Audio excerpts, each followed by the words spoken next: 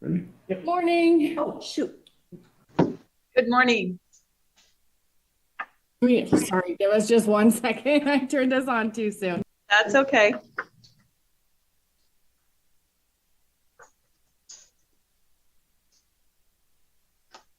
Okay, sorry. Thank you. Yeah, no problem.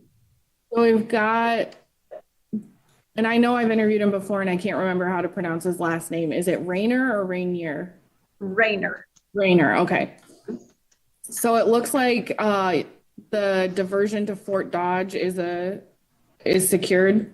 Yes, that has been approved by Mr. Washington, Murphy Washington in Fort Dodge.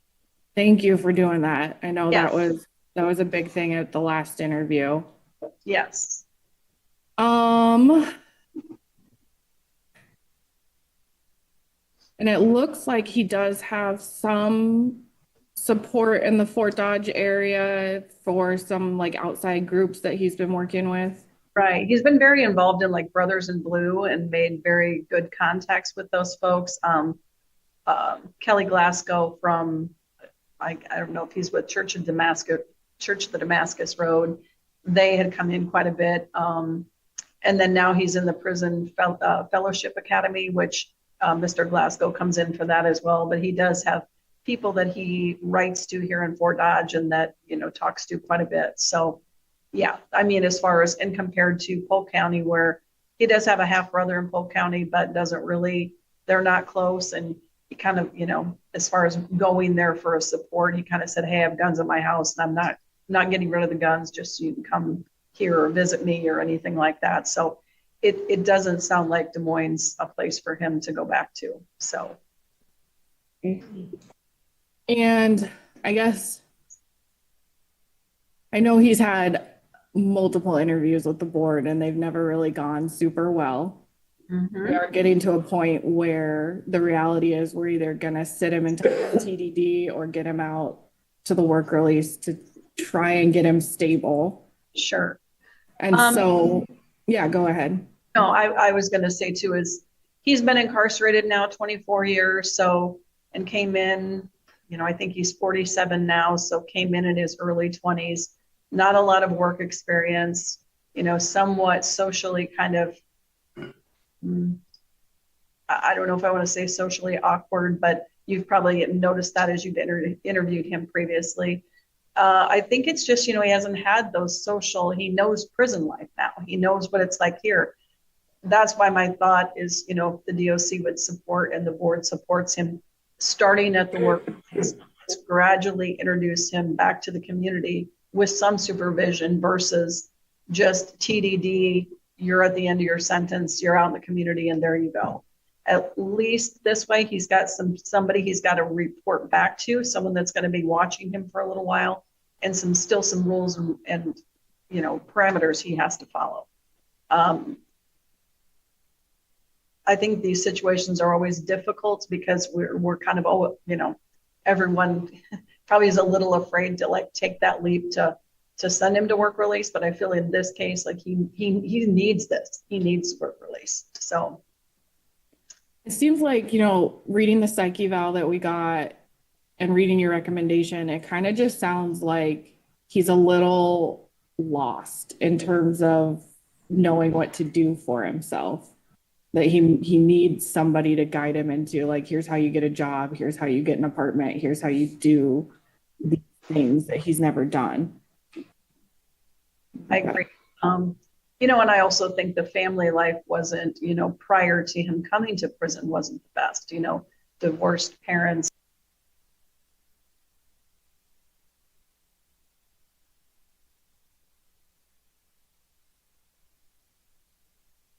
Shoot, in my, just, it's not the Leave It to Beaver family he grew up in. So I think that's kind of given him a disadvantage as well. So this is tough. Mm-hmm. Does he still come off as like kind of a follower? I feel like I got this sense that he just kind of doesn't know how to tell people no before. Um, a little bit, but I agree with that statement, and I also feel sometimes he he just doesn't really, it's tough for him with interactions with people, and even as I sat down and tried to prepare for his interview and kind of, what he goes, well, I've done it before. I know what it's like, and they're probably not going to let me out. And I don't know. It's tough. It's tough. Okay. Well, thank you. I appreciate the conversation because yeah, this is a tough one. I've been on an interview with him before. These two are new, so but the background I think is helpful. Did either of you guys have any questions for Lori? I don't. All right, I think we're unless there's anything else you wanted to update us with, I think we're No. ready to bring him in. I think today we just let him, I guess I feel like I want him to speak on his behalf, and you guys then are the ones that will determine if that was enough, enough to look at releasing him. And if that's, if not this year, we still have 2025 where we still have a year, he doesn't discharge until 2026. So I think, I think he needs to give you guys a good interview today. Thank you. I appreciate that. Yeah. Okay. We'll bring him in if you're ready. Okay. We are. Okay.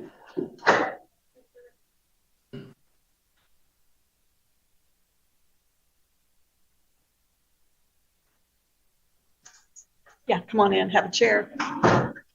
Go ahead and give him your name and state number. James Rayner, 111-5161. Thank you, Mr. Rayner. My name's Meredith Lamberti, and I know I've been on an interview with you before, but here I have Jesse Rincon and James Moses, and they're new members of the board who are going to be talking with you this morning. Do you want me to go through the overview of what's going to happen today, or do you want to get started? I know you've done this before, but I'm happy to run through it for you again. We can just get started. Okay. All right. So I'm going to have you start by just giving us, a brief but detailed explanation of the crime that led to you coming to prison today. Okay. Me and my, I guess you call it fall partner, Nick Hannigan, we had went to Carrie Flinger's apartment. Them two are boyfriend, girlfriend, and they had got into an argument. Then, if memory serves me correct, we left because we were trying to borrow her car, and she came down. They started arguing. That's when Nick got slightly violent with her and put her in the car. And then I got in the car afterwards, and he got in the car. Then we drove to some guy's house. I never got out of the car because I was in the car with Carrie. She was upset at the time, and I had told her, just calm down. And then she tried to get out of the car, and I was like, no, just stay in the car. And I put my hand on the seat because she was in the back. It was a two-door, so she was in the back seat trying to get out. And so she stayed. Then Nick came back, got in the car. Then we went to a gas station. I had went in the gas station first, got some cigarettes, I believe, and maybe paid for some gas. Can't quite remember, but I remember it was cigarettes. Then we left. We went to the pet cemetery, and then that's when Nick and Carrie had got into pretty much fist fight, and I was trying to find something to was trying to find something to stick in the gas tank and to get rid of try to burn the car up, because he had told me that, to blow it up for some reason, and I couldn't do it. but we was pretty much high at the time.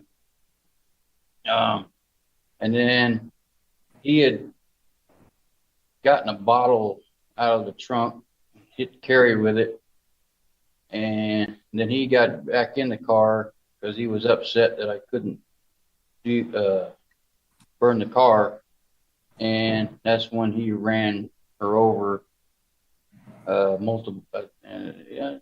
multiple times, maybe 3 times, if I remember.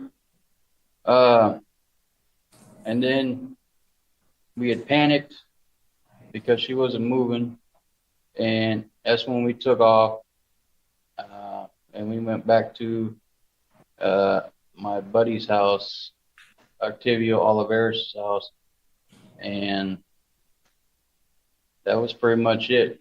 Nick took off from there, and about 3 days later, cops came and arrested me at Octavio's house. And then that's when we found out that I was being charged with kidnapping and attempted murder, willful injury. Was that the first time that you found out that Carrie had survived? Yes, because the cops had come there to interview Octavio, and since I had just shaved my head, and then, and they said, well, you come along too, because it's kind of weird that you're trying to change your appearance, and then that's when they told me the whole thing down at the police station. And how long had you known Nick? 2-3 days, maybe a week. I was on methamphetamine for maybe a couple weeks altogether. So he had just showed up buying drugs from Octavio, and that's pretty much how we ended up meeting. Well, thank you. I appreciate that. We are going to have some more questions for you here in a bit, but we do have Carrie's going to make a statement. So we're going to go into that. So sit and listen, and we'll have our victim liaison get that set up. Carrie, can you please raise your hand so we know which one you are on here and promote you to an attendee?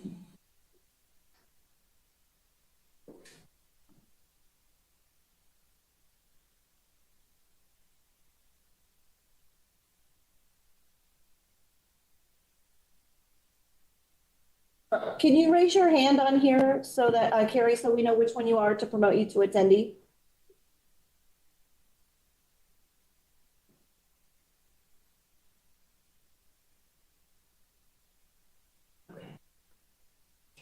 Yeah.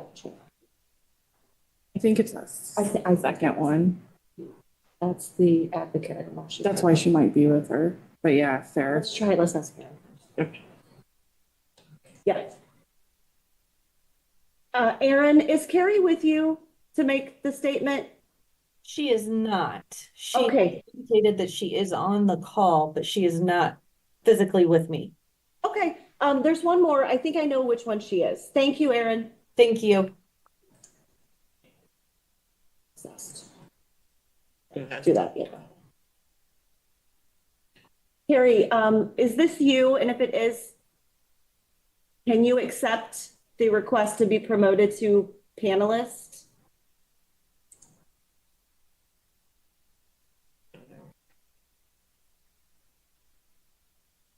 Can you hear me now? Hey, yeah, this is Carrie, correct? Yes, it is. Awesome, thank you. You can choose to leave your camera off or turn it on. And go ahead and share your statement when you're ready. Thank you. Okay. It's like blocking me out. I don't know. Can you hear me? Yeah, we can hear you. We just can't see you. Okay. I'm asking that you please keep him in prison because I feel like that's where he belongs. He is a danger to myself, to my family, and to other women.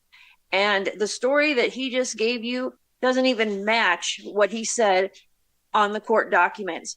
That man was with his friend and got me in the parking lot of my apartment complex, got me in the back seat of the car, proceeded to drive me over to someone's house. They got a gun, they got drugs, and James held me in the back seat of that car and I begged him to let me out as I was trying to kick out port windows, and it didn't happen that way. We get to the pet cemetery, and what happened was I got pulled out of the car by Nick and smashed over the head a couple times with a liquor bottle because I was helping someone move, and they had antique liquor bottles in the trunk of my car, unfortunately. And Nick pushed me into the back seat of my car, made me get down on my knees, cocked my head sideways by my hair, and told me to watch James as James proceeded to attempt to stick a rag in the gas tank of my car, pour alcohol on it, and set it on fire. And that's all that I can remember from that point, because I was in a coma for 7 days because they both beat the crap out of me. I was raped. I abused. I mean, my own parents couldn't even figure out who I was. It took them forever at the hospital for them to even peg me for my real name because I was so beat up. And as far as with James, he is the most guilty out of both of them. He could have let me go at 2 times.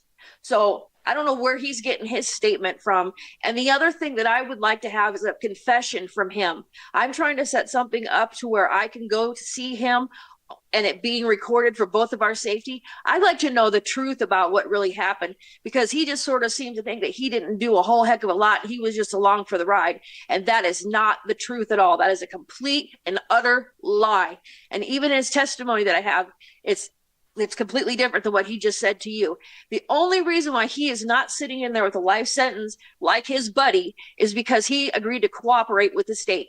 And I don't feel that that is fair. I don't feel that's grounds enough to let him out when he is just as guilty, if not more guilty, because he could have let me go. I never saw him before. I mean, he came out of the blue with this whole situation, saying we were going to party. You know, I had people at my apartment. I'm not going to go to the cemetery, go party somewhere else when I got people up in my apartment. And that's the other thing too, is after they left me naked under my car, and as I was screaming for help and Life Flight had to come pick me up, they were up in my apartment. They had the keys to my apartment. They were up in there. And, you know, I couldn't even tell the police who James was. So I'm sorry. I'm very angry right now. I've been going through a very, very emotional time with my marriage and just in general here. This is just driving me insane. And I mean, I'm in fear that I'm going to open up my front door and he's going to be standing there because he still gave, you know, he's still lying and acting like, well, you know, he just was like another victim because he was just there. No, he was a willing participant and he could have let me go on 2 occasions. So that's why I would like for you to keep him as long as you can. Because right now, in my mind, I am in the spot where I'm afraid I'm going to open up my front door and he's going to be standing there. Because I'd be really upset, you know, if I just got done doing 24, 25 years for someone that I just, you know, didn't think I did anything wrong to. And I am living in utter hell over this situation. And I mean, I almost am speechless. I know I have a lot to say, but I'm almost just speechless. I need you to please keep him there. He, you know, and he also has a track record there in prison of being inappropriate with female guards. He also defaced a guard's car 3 years ago when I was there for the last parole hearing. He is dangerous. He is a predator and he is dangerous. And I am asking that you please keep him, get him some more help, counseling, whatever. Let me go ahead and have the sit down with him and I'd like some answers from him. I'd like the truth as to what really happened that night. Because I don't think he's just sitting there he is not even telling you the truth. As a matter of fact, the statement that was given to a reporter that I have on my phone is he said he did it because he was being an asshole, in quotes. So I'm just asking that you please keep him for my safety and for the safety of other women. Please, his track record in prison is another. What I'm trying to say is, yes, that he has not changed. That I don't think he doesn't grasp reality as to what really happened.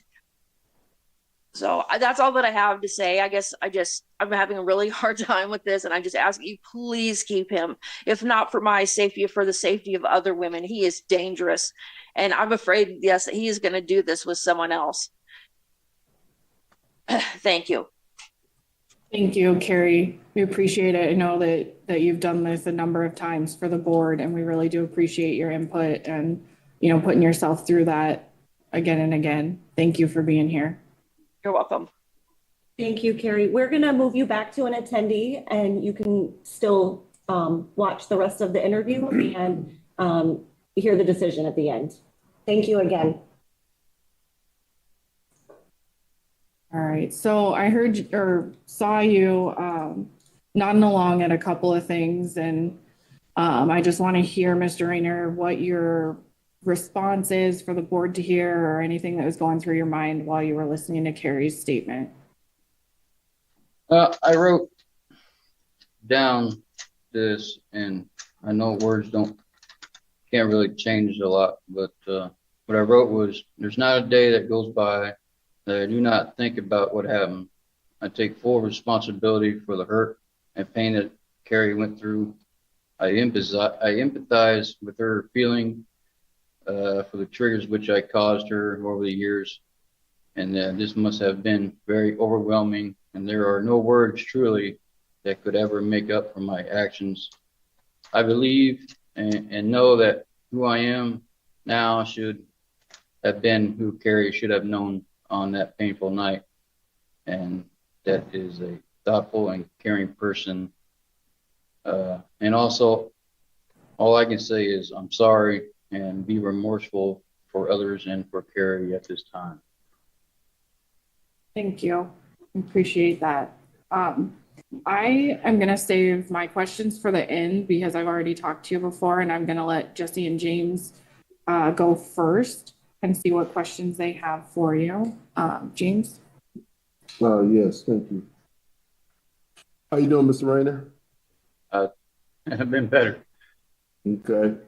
When I hear you say could be better, what give us your take as what could be better? Well, I mean, to be given an opportunity to, prove that I've actually changed, and then just being a little nervous at the time too. So. Okay. Okay. And that is very fair statement. When, knowing what Carrie went through and what she explained and expressed, what were some of your thoughts that was going on? That, it was so long ago that maybe I might have let a few things out, but I can honestly say that most of that, I don't recollect I ever did, the whole rape and leaving her naked never happened that I know of, unless Nick come back, because I know we had left and went right to Tavo's place, and that's where I had stayed, so I don't really know what happened after that, Okay. When I hear you say that you, from your recollection, was on drugs and meth, I mean, how much meth were you using? I was up to about a teener to 8 ball every 2 days. I had been up for close to 2 weeks straight. And I know you guys haven't, but most people that do it, they don't have a mindset. It's more blank. And you just go through the emotions of being up and doing the drug. And when you was on meth, was alcohol too involved? I might have had a few beers.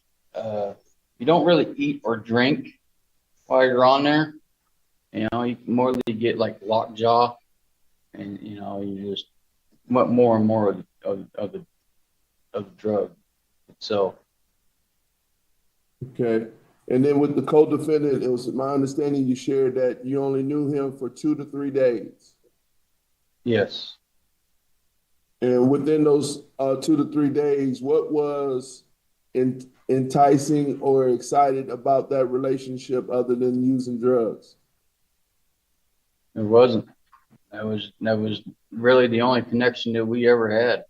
Uh, he had good good dope, and I wanted the dope. You know, Mm-hmm. that was really all my attraction to that.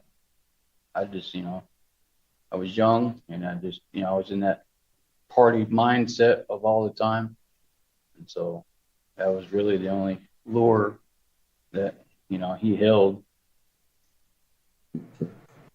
When you hear Carrie specifically said that she felt that you were a willing participant and that you could have helped her, what can you share with us that what can you share with us that led to you not wanting to, assist and help her during that time period? Mostly fear. I didn't really want the tables to be turned on me uh, for not following what he was saying. I was scared, fearful myself, and I know that kind of sounds like I'm playing the victim, but that was really all that kept me from uh, helping. Really, I wish I'd helped, uh, you know, but yeah, I really wasn't even in a mindset of thinking at that time. I was just being told what to do, and I was just doing it. With that being said, what is it that in your time being incarcerated, what are things that you have learned and that you feel your growth has stemmed from? What I've learned is to set goals to help my ability toward knowing how to stay away from circumstances that I had gotten myself into all those years ago. That way, my response can come off as being tolerant, kind-hearted, and understanding in a non-threatening gesture toward any problem. You know. And what was the second part to that? What have you learned there that helps you to be better today? Well, in doing I take a bunch of self-help groups. They tell me how to write things down and how to express because I'm not good with uh, doing it off the fly. And so really just a lot of help like Christian self-help groups and whatnot, AA, NA, things like that. You've completed life skills? Yes, I did. Yeah, I did life skills. I've done active. I've done MRT. Uh, Doing a prison fellowship academy as we speak. I did the NCRC. I've been to college, GED. You know, things that help.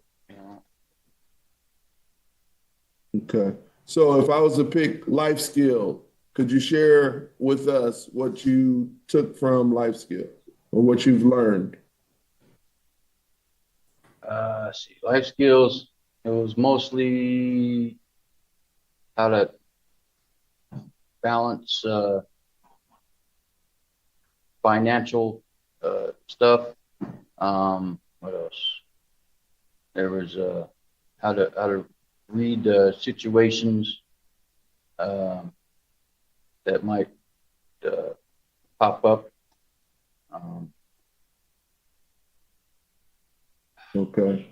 If I was to ask about active in the class that you participated in and completed, what could you share with us that you learned from active? how to listen, how is the main one, is really listen in response to the other person's needs and wants, and if they're upset, really empathize with them on what they're saying, instead of being closed-minded and going off of what I would want. Okay. Did you learn anything about values? Yes, values are basically the same thing, value, how to how to respond and listen to the other person. Um, so when I mentioned values, um, what is something that you can share with us that you value today that you didn't have before being incarcerated? Uh, I value that, if given a chance, I will be successful, and I believe in my, self, and I've value the sanctity of life, and trying to be a good Christian person, you know. I value friendships that I've made from outside volunteers and uh, staff in the prisons that I've been to. Okay. Um, let me ask this. When you have been taking the courses to help you to be better, were you very excited to learn what you didn't know, or how would you characterize your appreciation for what you felt or what you needed to learn? Yeah, I'm not a big group kind of guy, uh, but like one-on-one sessions, I open up more probably. But yeah, participation, I'm totally, I do, um,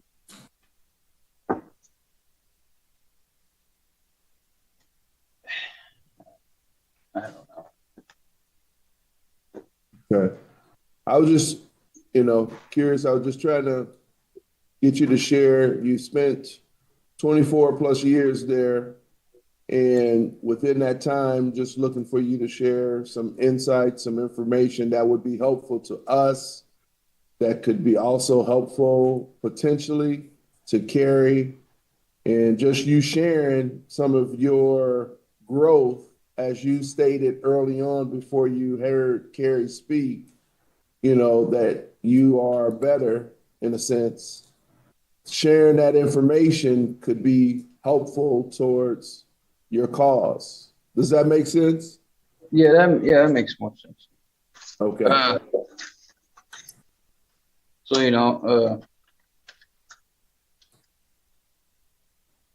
so like I said, over the years, I've taken AA and MRT, actives, life skills, and so our self-help groups, and I've learned to always have a higher power, maintain personal goals, and continue building on them. For this is what it takes to become a good person. I still go to meetings, take my meds, see a mental health counselor. I surround myself with loved ones while in prison. I've worked closely surrounding communities in Mount Pleasant. I built bikes for kids that couldn't afford them, done private sector jobs,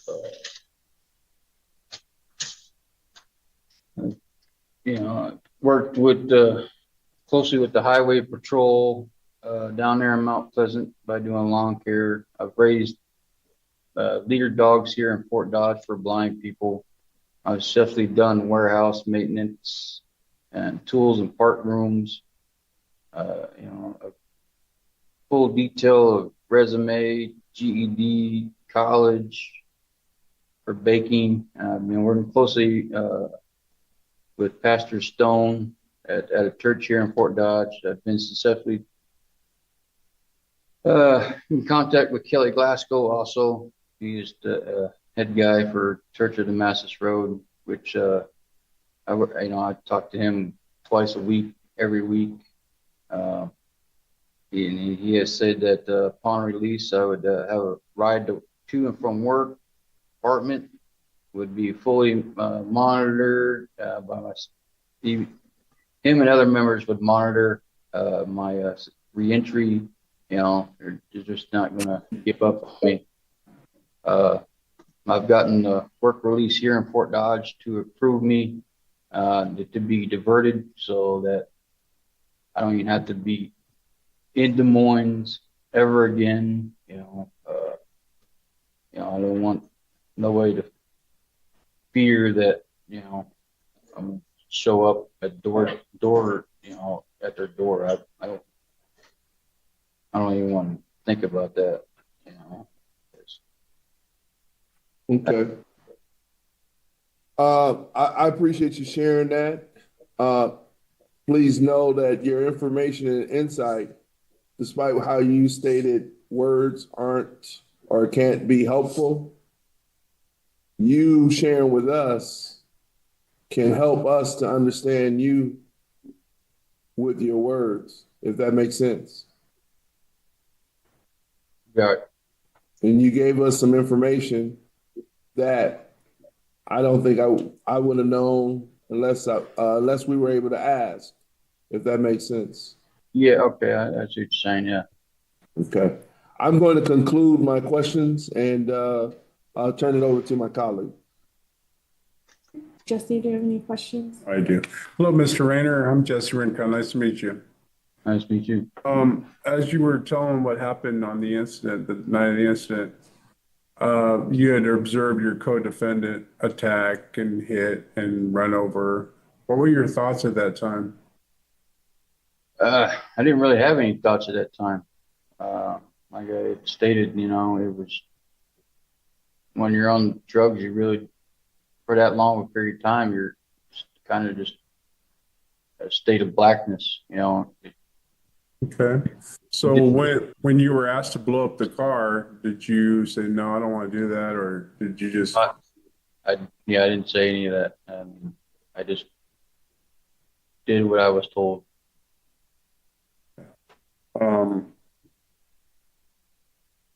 Do you have any support out in case you are released? Yes. My brother, John Augustine, he works at the post office there in Des Moines. And then I have quite a bit of community support here in Fort Dodge with Kelly Glasgow and his wife, Layla Glasgow, Pastor Paul Stone, and his wife Sue, Mark and Connie Gusserson, Nancy and Brian Smith, Jim and Mindy McCauley. They live here in Fort Dodge. A lot of the Church of Damascus Road attendees and volunteers have really, stepped up and are trying to, help in the areas that I need help with. I appreciate that. So why do you think that your previous interviews with the board didn't go so well, if you had to pinpoint it? Probably not knowing how to answer the questions, thinking or trying to think on the fly, it's pretty hard for me. So I had to hesitate, I had to find the words, Right. The best way to answer these questions is be truthful and just say them the way you would say them. And you be yourself, okay? All right. That's the best way to answer any of these questions. I need to know what the difference is. What has changed in you to make me confident if you're ever out on the streets?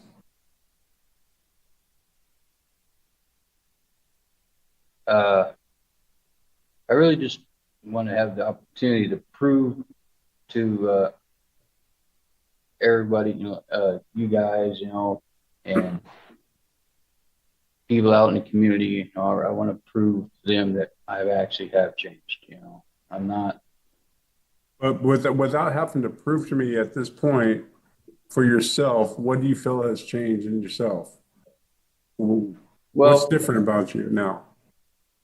finding Christ in my life, for one, and so I go, trying to be more Christ-like, be polite and attentive to people's understanding of me. I don't want to be labeled as a prisoner. I want to be labeled as a person. It Okay. might be kind of hard to explain it because of being nervous, but Right. trying. Have you tried to stay up with current times and things that are going on? Because if you do there's going to be a lot of changes within 24 years that even a Yeah, cell phone in general, yeah.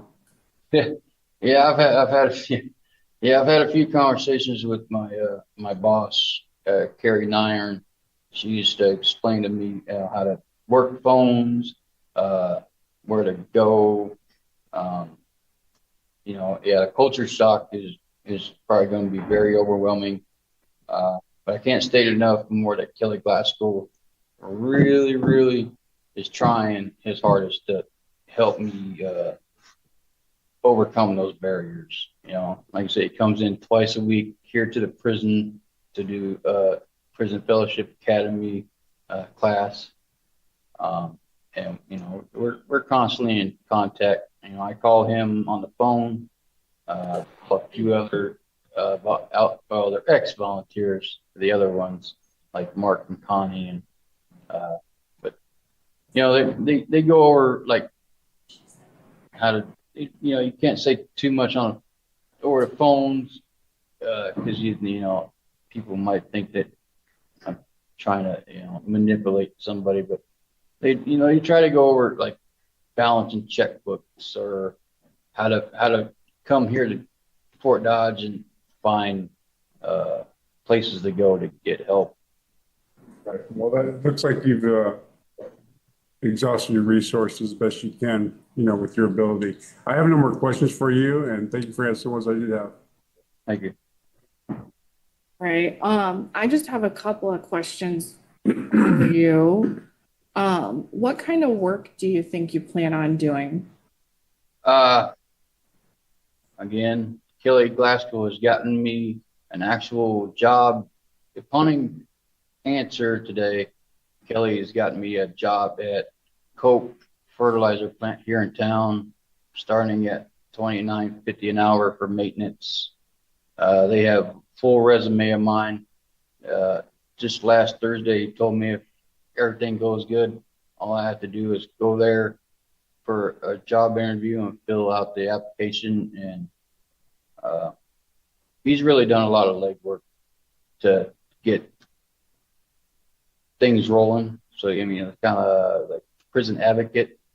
So they're really, the Coke people are really interesting, or not. They're interested in me for having over 20 years of maintenance experience.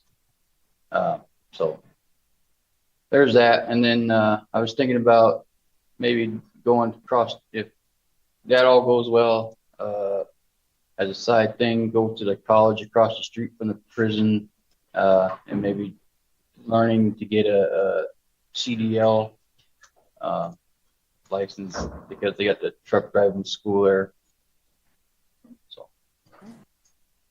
Those are some really good opportunities for you. yeah, I'm hoping. When did you first meet Kelly or start working with him? I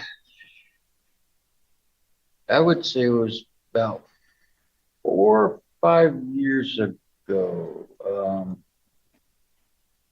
when Pastor Stone was here. Yeah, so about 4 or 5 years ago, he had come in as an outside volunteer. He had moved from somewhere because his wife had gotten the CEO job at the hospital across the street. And so he was looking for something to do. And then he came in as a volunteer and he was going through being a preacher. And we just kind of hit it off, you know. When he came in, I was polite, nice to him, and just he's kind of gone through the same things. He's never been to prison, but he knows about drug and alcohol use for being a recovered alcoholic himself. So he's a real advocate for trying to help guys that are in prison and trying to get out. Yeah. It sounds like he's really passionate about helping you out. It sounds like he's a really good resource for you. Well, yeah, me and others. He's trying to get his own 3/4 house. He's looking into properties to invest in and do that for guys here. I mean, he's a great guy. You know. Good. It's good. Yeah. I think the only final question I have for you is, how do you feel about, when you do transition out, using your PO as a resource and viewing them as somebody to help you instead of somebody who's, watching you or out to get you slipping up? Yeah, whatever he says, I'll do it. I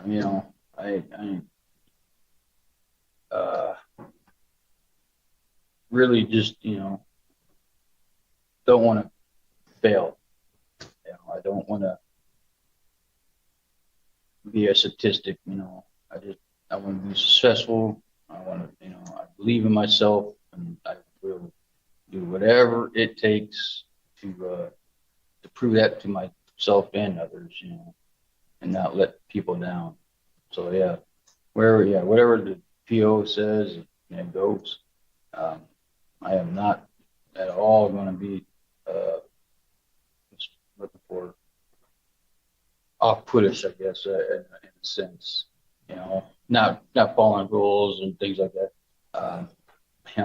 I got it. I'm not perfect by a long shot, but I'm not gonna, pardon my French, but be a dumbass either. It's really would like a opportunity to prove not only to others, but really to prove to myself too that that I've changed. Well, thank you. I think that was all I had. James or Jesse, any follow-up questions? I do not. I don't. All right. So now is your turn, Mr. Rayner, to tell us anything else that you want us to know or anything that you might have prepared for us.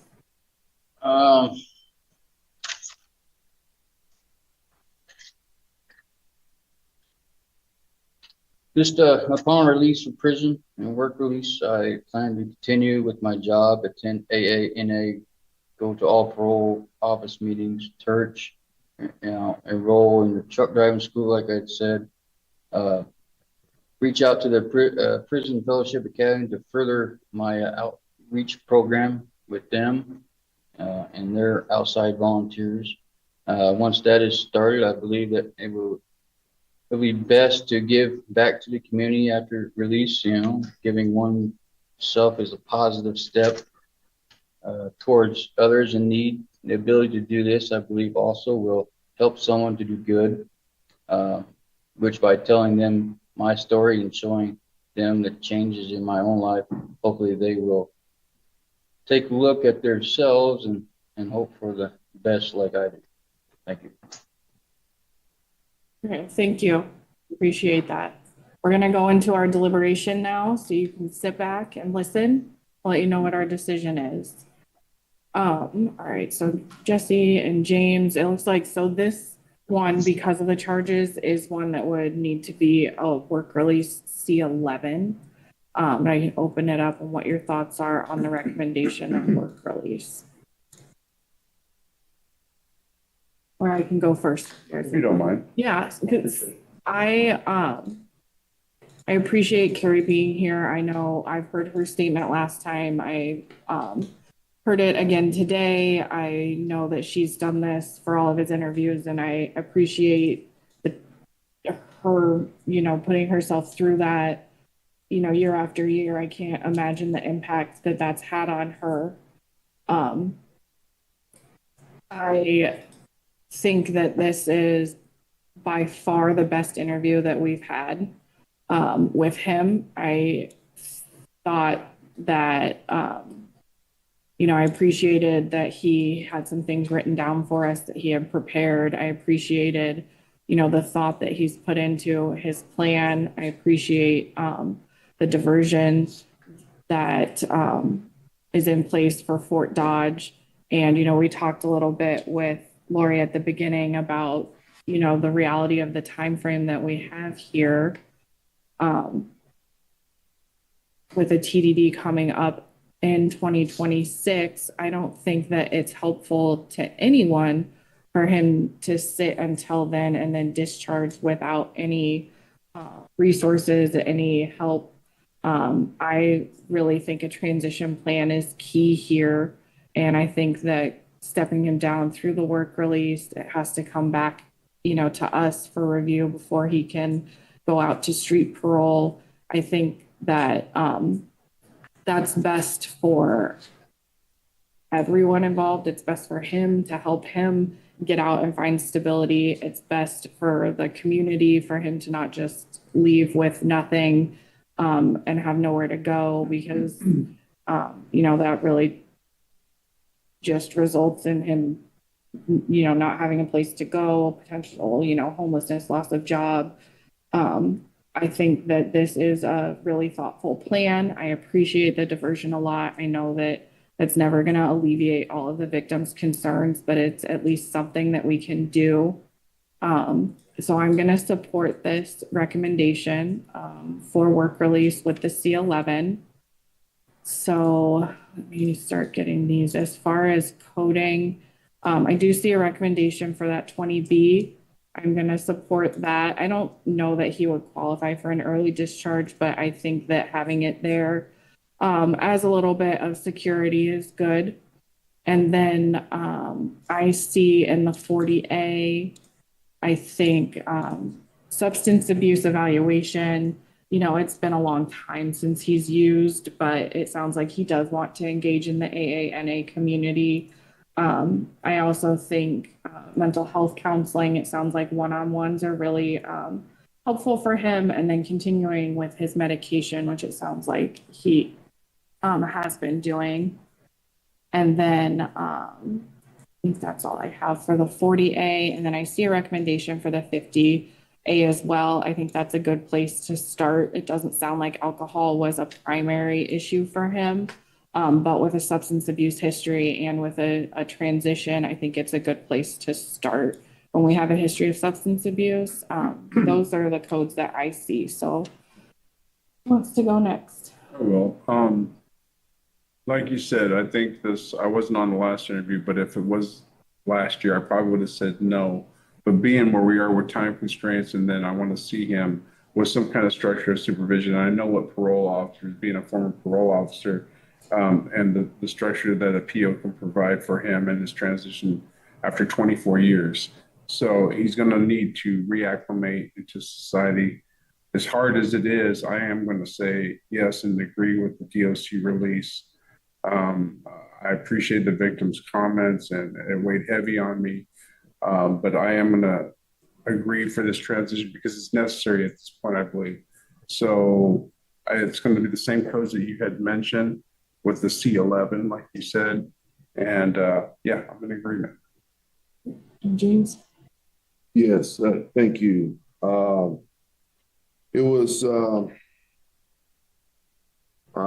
very, very touching to listen to Carrie express her traumatic and frustrating and continued frustrated insight as to her journey with this. And it was also interesting to hear my colleagues share their position. And initially, prior to Mr. Rayner coming on, getting a chance to have Lori share with us some of her thoughts to working with Mr. Rayner. I too had red flags with this interview today, knowing that there was previous issues in the past. And initially, when he started to communicate, didn't know where it was going to go. But within the interview, I was pleased. I have to admit, hearing Mr. Rayner share in his words was very interesting to me.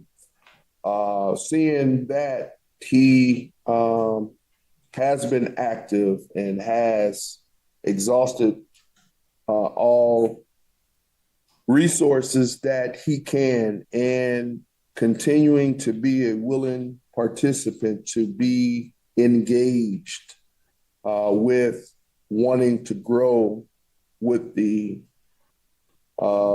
thought of having the opportunity to prove himself.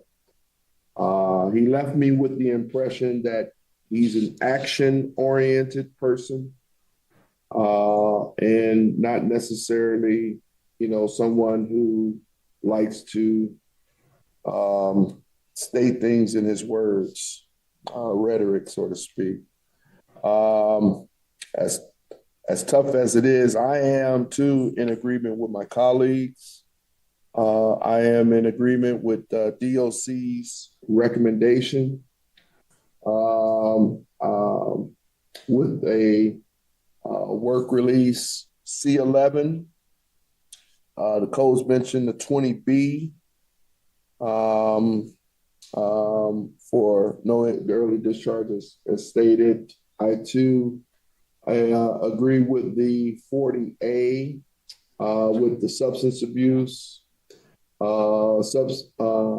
with mental health and medication compliance, knowing that is going to be a continued growth and learning curve. The therapy, which is working with his mental health and being able to communicate with some individual sessions. I would also like to talk with my colleagues about potentially the GPS, just due to the nature and some of the concerns that was shared in his transitioning, just to kind of still keep, not that for Dodge would not work release, but just to add that piece for safety, public safety. And wonder maybe what your thoughts might be too. GPS. Yeah, I'm not opposed to it. I'm fine. Yeah, start out with that. Okay. And then last, I'm in agreement with the 50A as well. And that concludes my piece. All right. All right. So, Mr. Rayner, you heard our discussion, and we are going to grant your work release today.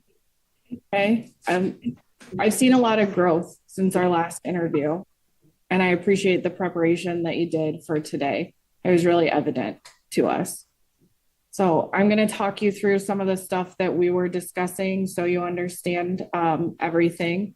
So the first thing is you're going to go out and you're going to start on work release status at the work release in Fort Dodge. The C11, it means that before you leave the work release and go out on street parole, that we have to review your case plan on paper and then approve your parole out of the work release. You won't come back to us for another interview, but there are just certain crimes that by law we have to approve the release instead of just having the work release do it. So when you get to a point where you're starting your transition plan, your case manager at the work release will submit on paper your parole plan to us before you can leave the work release. When you leave, you'll have standard conditions of parole that everyone has, and your PO will sit down with you and go over all of those. I'm not going to explain them today. But then what we do during these interviews is we also have additional special terms of parole. And those were the things that we were discussing. So the first one is a 20B, which is no early discharge. So that means that you will stay on paper until your TDD in 26. So you won't be discharging your parole early. The 40A, those are treatment codes or things that we'd like you to do in the community to keep you on the right path. The first is continue your work in your substance abuse treatment. Sounds like AANA is a priority for you, so continue with that. Continue with your mental health. Find a counselor who works for you and who can be a resource. Continue taking your medication. It doesn't mean you're stuck with the medication you're on right now, but it does mean if you want to make any changes that you need to do that with a doctor instead of going cold turkey by yourself. And then the final one is we are going to ask that you start with a GPS monitor. Hopefully, that's a way of balancing release and balancing some of your victims' concerns. And then your PO will determine how long you're on that and when to taper that off. And then the final one is a 50A, which is a prohibition on drinking alcohol or being places like liquor stores or bars that don't sell food. But restaurants are fine. So do you have any questions for me about what any of those terms mean? No, I just say thank you. Well, thank you today, and get out and do all those things that you say you're going to do. Here. Yep. Thank Thank you. you, guys. Thank you. Thank Welcome, Ms. you. Rayner. And for Dodge, we're just going to take a quick bathroom break since that one was a longer interview, and then we'll be right Sure. back. Thank you. You.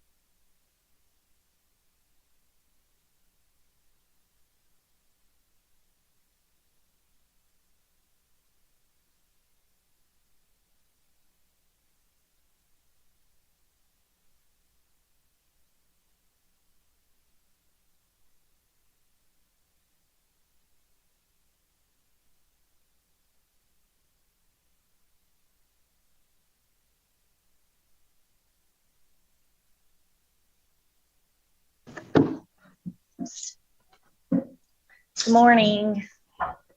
Morning. I am filling in for Miss Kostlerich as she is gone, so I will have the 3 today. Okay. Yeah, Godwin is PC. He's got to go to a different unit, so Mr. Campbell is going to assist me on that one too. Okay. Nicole, on this one. Yep. So I'll have 4 total today. Okay. And then Godwin, we have last. Yep. With Aaron. Okay. That's Yep. what I thought. Yep. We have Dakota Harrington up first with you. Yep. Okay. And I met with him a little bit yesterday, and then we talked again this morning. He does have a job in dietary right now as a lead baker. And then he also did get that job confirmation letter from T&K Roofing.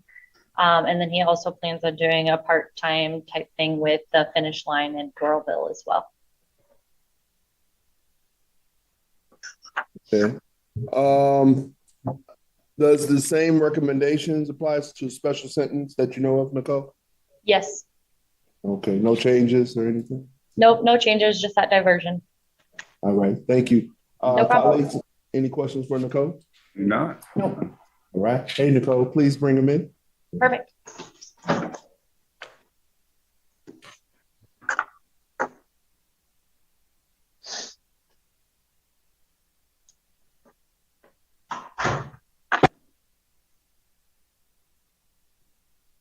Hello. How's it going? All right. Can you please provide, before we get started, your name and state number, please? Dakota Harrington, 6114238. All right. Thank you, Mr. Harrington. What I wanted to discuss with you today, we are, as you see before you, the 3-member board panel that will be conducting your interviews for today. To my left and to your right is Meredith Lamberti. And then to her left and your continued right is Jesse Rincon. And more, yes.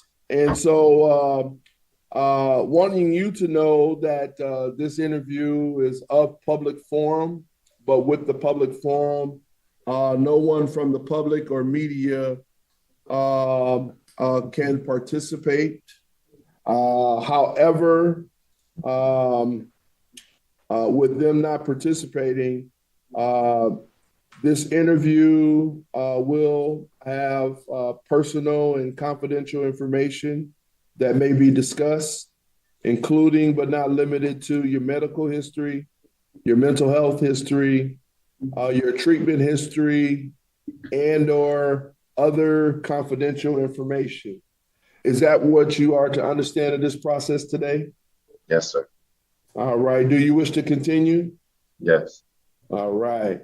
With that being said, how this is going to go, what you'll do is start off for me and you will share what were the events and things that took place that led you to here. All those different things, try to sum that up as best you can. Then I may have some few other questions for you. With that being said, then the panel will go through a series of questions. If they have some that was not shared from your answers with current questions. Once that is conducted and we've gone through the questioning and you sharing, then what I will do is turn it back over to you to share any parting words that was not maybe shared, that you thought about along the way, that you felt that you didn't share, so that you have a complete time period to share with us what you want us to know on your case. And then once that takes place, then what we will do is go into what we call deliberations. Within those deliberations, you'll get a chance to sit back, not participate, but you'll get a chance to sit back, listen to us communicate, and come to some kind of formidable decision based off of the information that you provide to us. You'll hear that once we have finished. Then what I will do is come back to you to try to explain what that outcome was to the best of my ability. Okay? Yes, sir. Ready to get started? Yeah.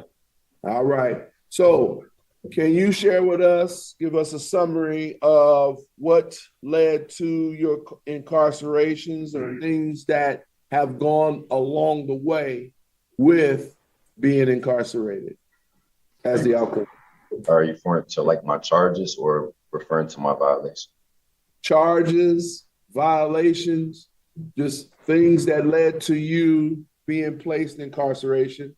Then there was another period that led to you being incarcerated. So we want that summary of what took place. Okay. When I was 17 years old, I committed a crime against a cousin of mine that I'm not very proud of. I had sexual intercourse with her when we were minors, and it was unconsensual. Since then, I've completed my treatment and learned my risk factors and things that I've done within my past that contributed to those risk assessments and those risky thoughts that I've had in the past. I've been trying to do the best that I can to be a better person and not allow the things that I've done in my past to dictate my future. It's been very hard for me coming in and out of prison, not being able to have the certain housing options because I'm on the 2,000-foot law. So it's been very difficult and it's been frustrating for me to get those options available for me. So I've just been going through the motions and it's been overwhelming. And I've been trying so hard. Every time I get out, I try my best every time. And I think that just me being young and in the beginning, it kind of like, I didn't really have the patience. I didn't have the patience to really sit and really think about a plan on what I really wanted to do with my life. So I went through the motions of coming in and out of prison and incarcerations for running from the halfway house because I was overwhelmed from all that stress. I didn't really have a lot of family support in Cedar Rapids. And like most of my family is either from Chicago or they moved to Arizona. So like I kind of felt like I was by myself. I was alone, you know, and I understand that a lot of the decisions that I made was ultimately mine, and I take full responsibility for that because I know that for every action, there's a reaction. You know, my grandma used to always tell me that, and for every reaction, it comes with consequences. And that's what I'm dealing with now, the consequences for my actions. You know, like I said, I'm not proud of none of the things that I've done in my past. You know, all I can do now is just be a better person. I hope that, you know, my victim can forgive me and try to be a better person than I am today. Okay. When I hear you say, you said a couple of things that stuck out to me. Patience was one. Going through the motions was another. And being young, as you characterize, in a sense, to know better but not know any better on choices and decisions that you chose to make. What else could you have conveyed, communicated, worked with during that time period? During that time period, I probably could have talked to a psychiatrist or someone that can actually have helped me get through some of the things that I was going through, but I didn't reach out. I didn't take that time to reach out to anyone because, you know, I come from a background of, I don't know where it comes from, like whatever you're going through, like you deal with those problems internally within yourself. You don't really like reach out to people for help. And I grew up in Chicago, so that's kind of the background. I grew around violence. I grew up around, you know, things that I seen that I probably shouldn't have seen. So like it kind of stemmed on the way I thought, but like this process of me going through these treatments and coming to this prison, it has helped me in a lot of ways to actually reevaluate my life. It helped me to think not just about myself when it comes to certain things, and to actually consider other people's emotions and feelings, and that everything plays a part in, in the dynamics of like in this world. So it's more to it than just me, what I'm going through, or I should have reached out to someone and talked to someone. And at that time period, that's just not where my head was. Since then, I've been doing the very best that I can to reach out and talk about my problems, learn to listen a little bit more, be humble, patient, with the people around me. I can't say that the last few times that I've been incarcerated, I've been in and out of the hole. This time I haven't been to the hole not one time. So I feel like I progressed in a lot of ways that has helped me grow to be a better person. So when I hear you was trying to fumble with a couple of words or um, proud kind of jumps out, you were being too proud to ask for anything, and you were trying to, in a sense, it sounds like, be independent, where you didn't want to seek help, you didn't want anyone's assistance, you wanted to troubleshoot and try to do it yourself. So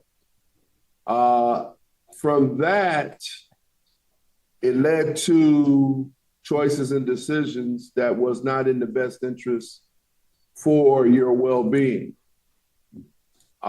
Did you have a PO? when I was a minor, I didn't have a PO. I had a PO when I was just recently out there, when I was in the halfway house. But no, not as a minor. I just had a bunch of charges that stemmed to me actually getting waived up to adult court. So I went from juvenile facility into county jail, and that's why I started my sentence. Right, right. But when you did establish that PO, you got to that point, what was it about that PO that made you feel that you couldn't trust him or her?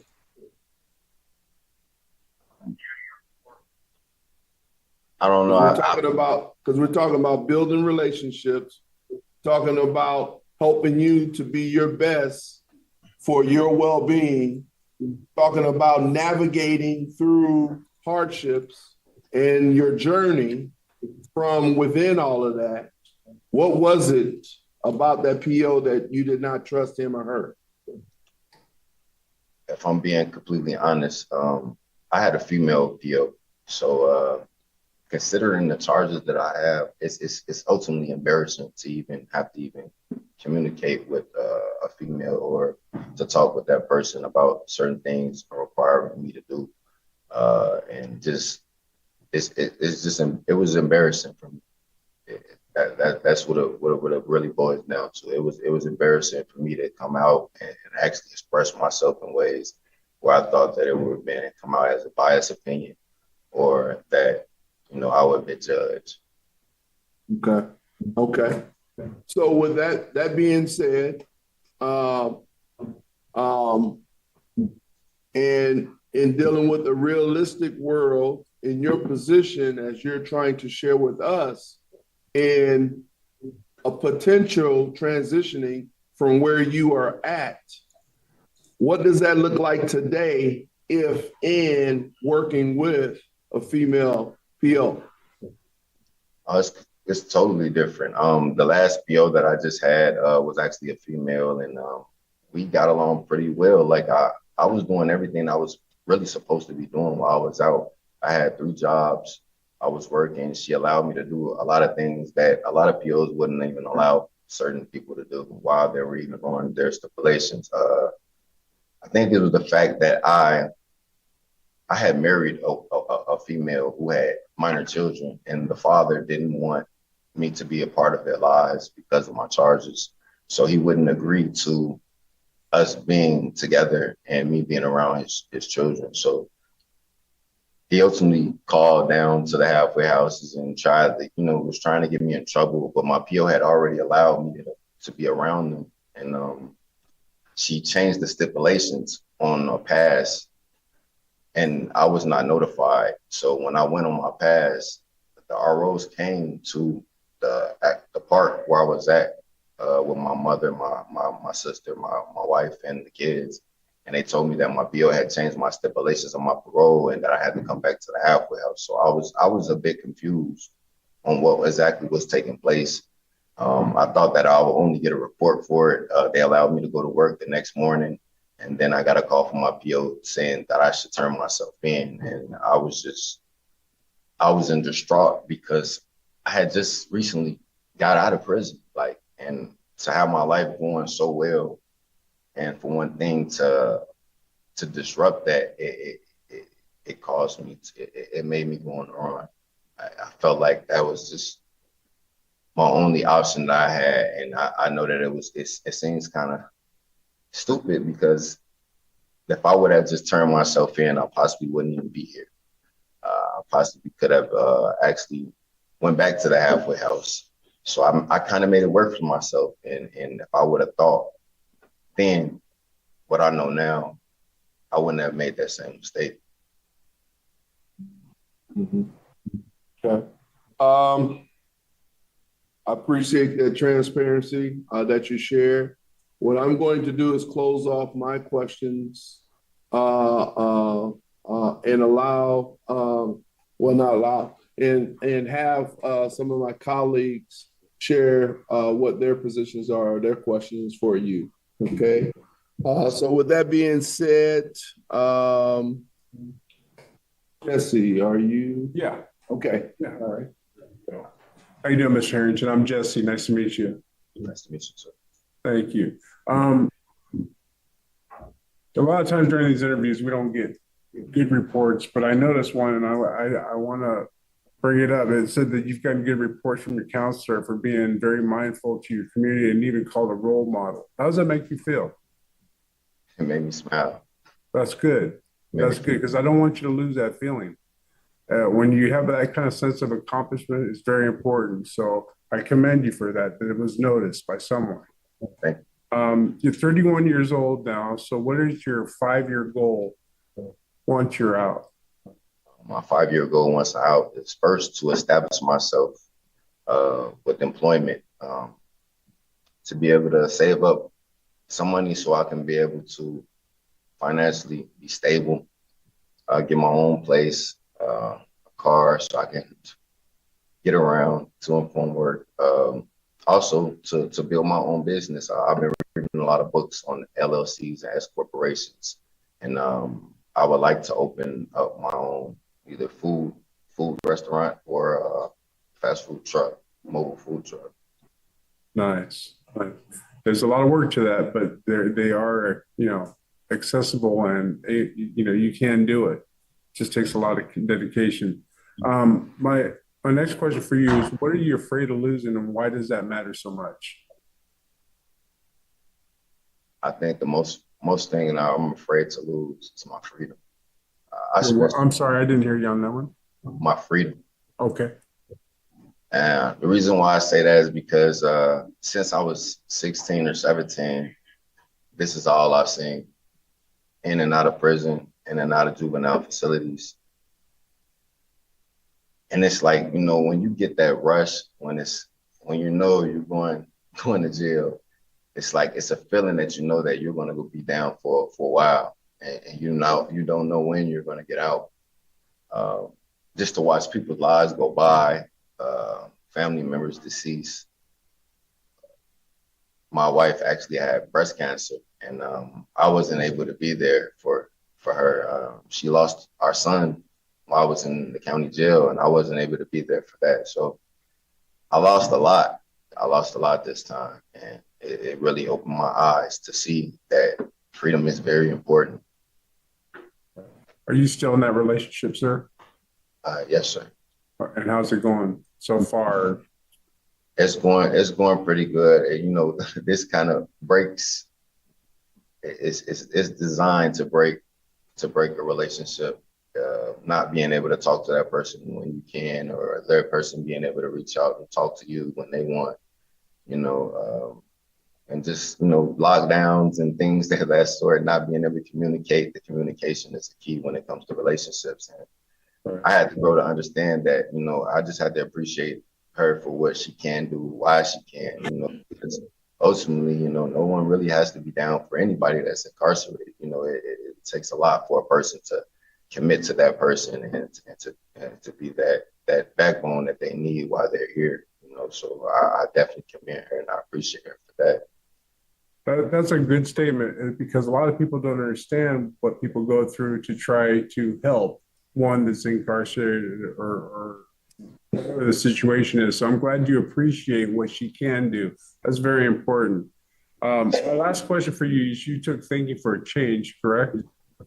Yes, sir. Do you remember anything that really impacted you in that class? The thing that really impacted me in that class were probably being compassionate to other people's feelings. I used to talk to my wife a lot about it, every time I had my classes, and we would talk on the phone and I would tell her, what I learned that day or, what I got out of class. And the number one thing I got is it's not about myself. I have to consider other people's emotions and feelings in order to have that dialogue, in order to establish good relationships with people and to have empathy and sympathy for other people's feelings. That's a really good answer. And I'm just going to leave you. My pops used to always tell me I felt bad because I had no shoes till I saw the guy with no feet. And that makes a lot of sense. There's always somebody else going through it. And if you can put your position yourself into the place of others that are suffering or going through something, you will be successful. But it takes practice. That's all it is. Slow practice. I have no more questions for you. Thank you for answering the ones I did have. Thank you. Thank you, Jesse. Meredith? I don't think I have any questions that haven't been answered, but I did just want to say, Mr. Harrington, that we do have a really good recommendation from your counselor, and all the things that she said have come out in your interview. So I appreciated hearing your answers to my colleagues. Okay. Follow up, Jeff? Sir. Okay. Mr. Harrington, this is where I come back to you and you get an opportunity to give your parting insight from what you may have not shared that you would like to share. We get a chance to listen to you before we go into deliberations. Well, first and foremost, I definitely appreciate the three of you for even coming out and just allowing me to be able to speak. A lot of people get lay down letters and they don't get a chance to even come to even speak their truth or whatever they've been going through within the prison systems. And I definitely appreciate, you guys coming out and giving me the opportunity to be able to speak on my behalf and not just laying me down, and going about the next person. So I thank you guys for that. All right. All right. Thank you for your sharing. This is now a time for you to sit back, try to relax a little bit, and then allow us to deliberate. You'll get a chance to hear that communication, not participate.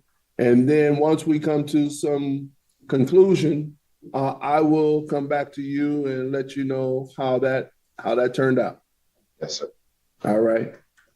Colleagues, anyone wants to go first? Yeah. Thought this was an excellent interview. The evaluation matched the interview for me. It was solid. I have great hopes for Mr. Harrington. I think the age he came in and his maturity now shows, which is very important to the decisions we make every day. So I am going to be in agreement with the DOC recommendation to release to his special sentence. I believe it's going to be an SSG D6 with the 48 with substance abuse. I would put down mental health just to help him out in case you need somebody to talk to or a baseline. I will put the 20B as well, the 20A, the 30A, and the 50A. Okay. All right. Meredith.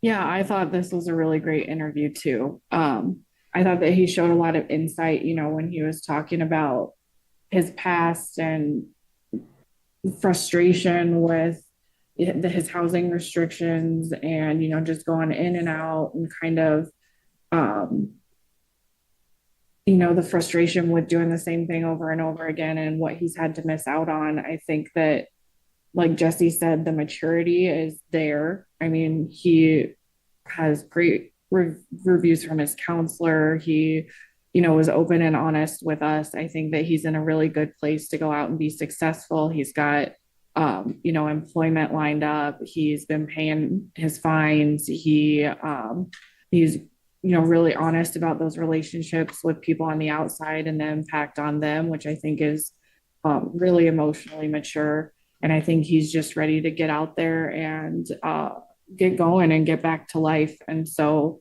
I gonna support that special sentence for the codes. I think I have everything that Jesse did, the 10B for the work release, no internet, no early discharge, no contact with minors, 40A SOTP aftercare. I think the mental health is good, you know, as he transitions and as he does run into those frustrations, because housing is going to be an issue for him. Just having somebody else to talk to about all of that, and if it makes him feel more comfortable to have, you know, a male provider, maybe that's a space where he can do that.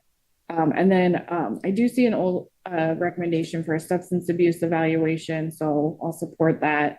And then the 50A. Okay, all right. I'm gonna go ahead and deliver our sharing. All right, Mr. Harrington. Yes, sir. As you got a chance to hear a couple of my colleagues, you didn't get a chance to hear me because I am in total agreement with what both of them shared so eloquently. And that is that I was very pleased but also impressed by the interview, and definitely the evaluation matches the interview, and see why you have potential with your leadership style, your leadership skills from the information that you shared. You were very transparent. You were very humble. You were appeared to be very honest with your sharing in terms of what has happened throughout your choices and decisions. But you still are motivated and you thirst for growth. And within that, you have a plan and eventually to establish an LLC and to go into the restaurant, food truck, food business. Only thing I didn't ask, or we didn't ask, is what kind of food we talking about. But nevertheless, Cheeseburgers, tacos, you know, the simple foods, the fast food we eat. Okay. I kind of felt it, but you know, I just wanted to let you know that hey, I wish you the best. So with that being said, we were in agreement with DOC's recommendation, and it is to SSG to your special sentence. So we're looking to parole you to your special sentence to Hope House, which in Corville. So that is the 10B, I believe. There was also the 20A. So we wanted to limit your usage of internet because the minor that was involved with your case. We also wanted to add the 20B, and that's for no early discharge on your special sentence. And then we also included what was the 40A, and that was with substance abuse for that continued growth and journey, but also mental health, that you continue your growth, talking through, communicating, staying on that healthy course to keeping that mind right, being able to communicate and share with others so that you can be transparent with you from a professional standpoint. And then the other was the, I want to say the 30C, No contact with the victim or family, and No contact with minors. oh, excuse me, no contact with minors. Well, my bad. Wanted to make sure that, so scratch the 30C, it was the 30A. No direct or indirect contact with minors. Want to make sure we have no contact or communication. And then there was a 50A. So we don't want you to enter or engage in primary establishments that source of income is alcohol related. So liquor, those liquor stores or those establishments, even though they may have food items, but if their primary source of income is alcohol related, we don't want you to be around that atmosphere. And I forgot to include with the 40A SOTP aftercare, just that continued growth with treatment and making sure that you stay on the path and complete the requirements that is necessary for you to, continue your growth. So sorry that I forgot to include the SOTP aftercare in what it was the 40A with the substance abuse and your mental health. Okay. That is all I have for you. Do you have anything that needed to be explained or shared?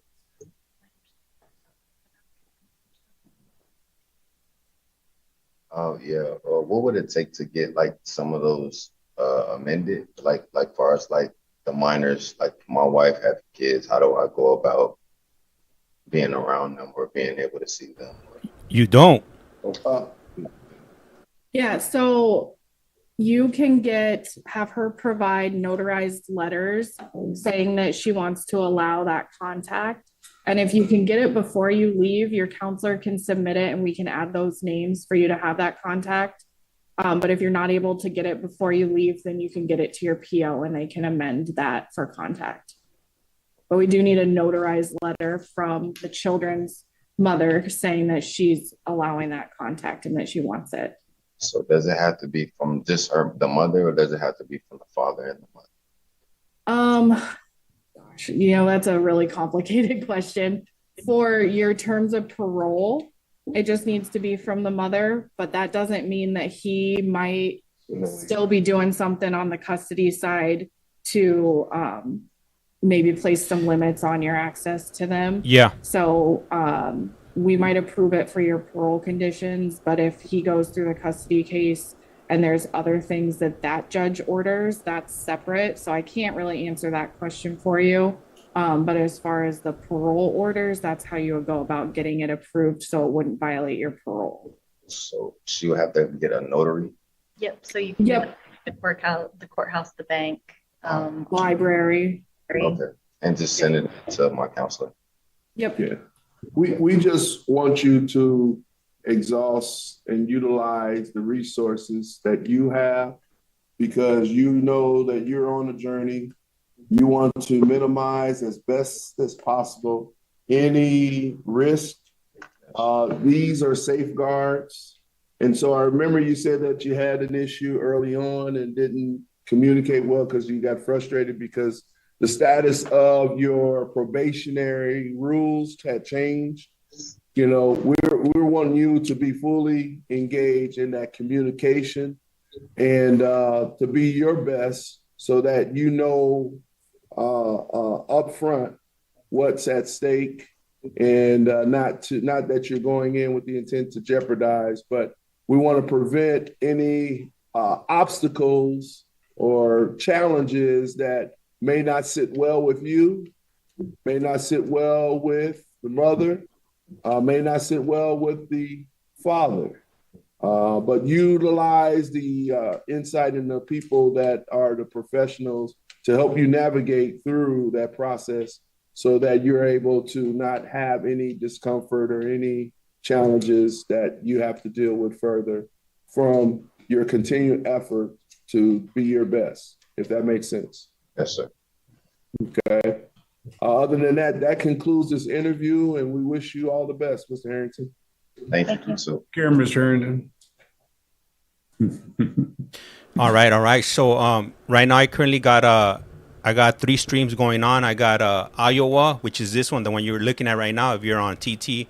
And I also have Oregon and Utah. Sorry, I just knew that question was going to come up. It's the usual question that's like, well, I have kids, so. Yeah. No, Nicole, you know what's happening. It's good for us to all be on the same page and helping him to understand, especially from previous, misunderstanding, and that led to him having happy feet and not, being the person that we see hopefully today. Right. All right. All We right. have Mr. Williams next. Yes. Is there anything- And yep, I talked to him a little bit this morning and yesterday as well, and he did tell me a couple different things. He does have employment on Grove Unit currently as an orderly, so he is working. And then he also told me that he is currently on a medication of trazodone, but he doesn't plan on continuing that in the community. He didn't really state specifically why, other than it was just kind of like prison-related issues. But we did talk about places that he could follow up, and he stated that a community health center here in town would be a place that he would utilize if he felt like he needed. Thank you. I appreciate that. Colleagues, do you have any questions before we get started? I know. You can go ahead and bring them in. Thank you. Next. All right, everybody. Hey, I want to go ahead and welcome everybody that's in the chat. The lurkers, the watchers, the listeners, whatever you're doing, highly appreciate it. And hey, if you guys don't mind, this morning. I'm all right, and you? Good, thank you. Go ahead and say your name and your state number, please. Lamont Williams, 639-4933. Okay. My name is Jesse Rincon. My colleagues today is Meredith Lamberti and James Moses. Okay. We'll be conducting your interview. I'm going to explain the interview, how this all goes. This interview is considered to be in a public forum, meaning that the public and the media can listen in, but they cannot participate. We can possibly discuss confidential information such as your mental health, substance abuse, or medical history. Do you understand this, and are you willing to proceed? Yes. Okay. So how this works, I'll start off by asking you to describe the crime in detail. Basically, what was going on, what you did, and what was going on at the time of your life that brought you to prison. After that, my colleagues and myself might have some questions for you to answer. After we complete our questioning, I'll ask you if you have anything for the board that you prepared or you want us to know. And after you've done that, or if you don't have anything, that's fine as well. We'll go into what's called deliberation, which means we're going to make a decision. You'll be able to hear us at the time. Just sit back and listen, and I'll come back to you and explain our decision, okay? All right. All right, so let's start off by going to the day that brought you back to prison. What happened that day? I was at Scoundon, and I left and went to Chicago for like 6 months because my daughter had passed away. You left because your daughter had passed? Yeah, she got murdered. Sorry to hear that, sir. Very sorry to hear that. So did you, at that time, try to reach out to your PO or anybody if you could go, or? I reached out the first month, but next month I didn't reach out. I stayed down there, stayed in Chicago.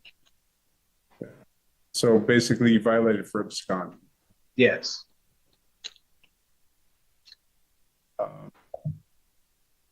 In what area do you feel that you've grown the most being incarcerated? Say that again. Where do you feel you've grown the most? What has changed the most in you? Just knowing that I got it ain't all about me, because I got family I got to think about before I make decisions that I made. Okay. And what are the things you're working on right now for yourself? I work on my mind, body, and soul. Like I work out for my body, I read and I try to eat right, you know what I'm saying, and try to, you know what I'm saying, enlighten people about certain situations. And before we got started, I was speaking with Nicole, and she was saying that you are on medication currently, taking trazodone, but you plan on to stop. Why would you stop if it's working? Because I thought taking it because here I had nobody to vent to about my situation, about my daughter being gone and everything. So I took the pills here. So when I get out, I'm gonna have some like more support. I ain't have to need to take the medicine if I got more support out there. You know what I'm saying? So my question to you is, if you feel like you're struggling, are you willing to go back and maybe, there's a reason that you're on them right now. It seems like they might have been helping you through this. So the stressors on the outside could somehow affect you as well. Are you willing to go back to that? Yeah, if I have to. Yeah, if it's like my more support ain't working, I gotta do what I gotta do to get ready. All righty. Tell me about MRT. What'd you take from that? MRT it's all about cause and effects, actions and reactions, and situational stuff. So I learned a lot about that. You know what I'm saying? By taking your fault, taking your blame, and moving on past it and try to get better, and make sure you put yourself in a situation that you won't be going back to prison or doing negative situations. My last question for you is, are you still claiming GD? What? Are you still claiming GD? No, How long ago did that stop? I stopped. We're in my 20s, man. 20s. And how old are you now? 39. Okay. That was my last question for you. Thank you for answering the ones I did have. Okay. All right, thanks. James? Yes, thank you. How you doing this All right, and you? Hey, doing pretty good. Doing pretty good. When you said that your daughter was murdered,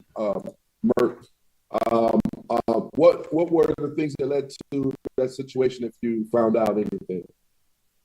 Oh, she was just on the block, and they was having a party. Then it was a drive-through. She got hit with a stray I'm bullet. sorry to hear that. But what I heard you say was she got caught in the exchange with others. Is what I mean.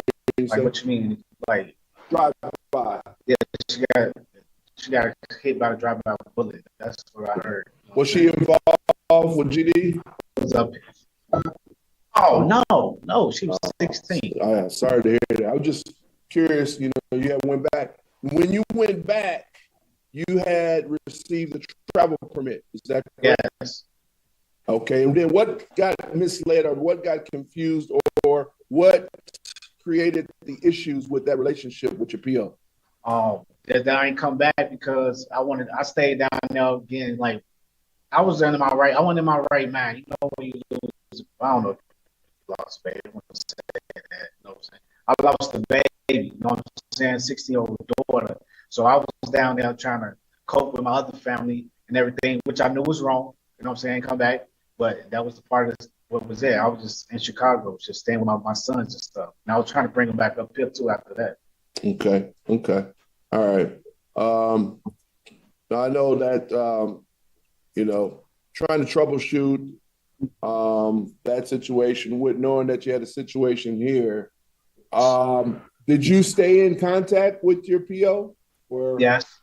I called only the first month though, not for the last 5 months. I ain't stay in contact with. Okay. All right. You made an attempt. Being incarcerated, what do you feel that makes you better today than you were when you were incarcerated? When I was incarcerated? When you were paroled, when you had a PO. Oh, because I know it ain't all about me this time. It's about my family, and I'm getting older. Like, I can't keep going back and forth, missing time out on my family and my life at the same time. So I know that's gonna make me better right now. Okay. And honestly, that was repeated, but I'm just trying to hear more from you with that growth, because you recognize that there was a decision on your part, but you was willing to take that decision based off of events that took place. Is that Right. fair to say? Yeah. Okay. What do you value today that maybe you didn't value before any of the things that you went through being incarcerated? I value my time, like the time I got to put in with my family. I value that the most, because I know I just can't take one situation and it's like I can't do things without just thinking for myself now. See, I got 6 kids, so I got to think about them kids before I think about me, because they need a father, especially where I grew up in. You know what I'm saying? So, Right. So, in talking about your mental health, what kind of support do you feel you have established as if we were to release you that you have? What support do you have that you will lean on? lean on my family more, so because I'm not seeing here. You can't vent to anybody.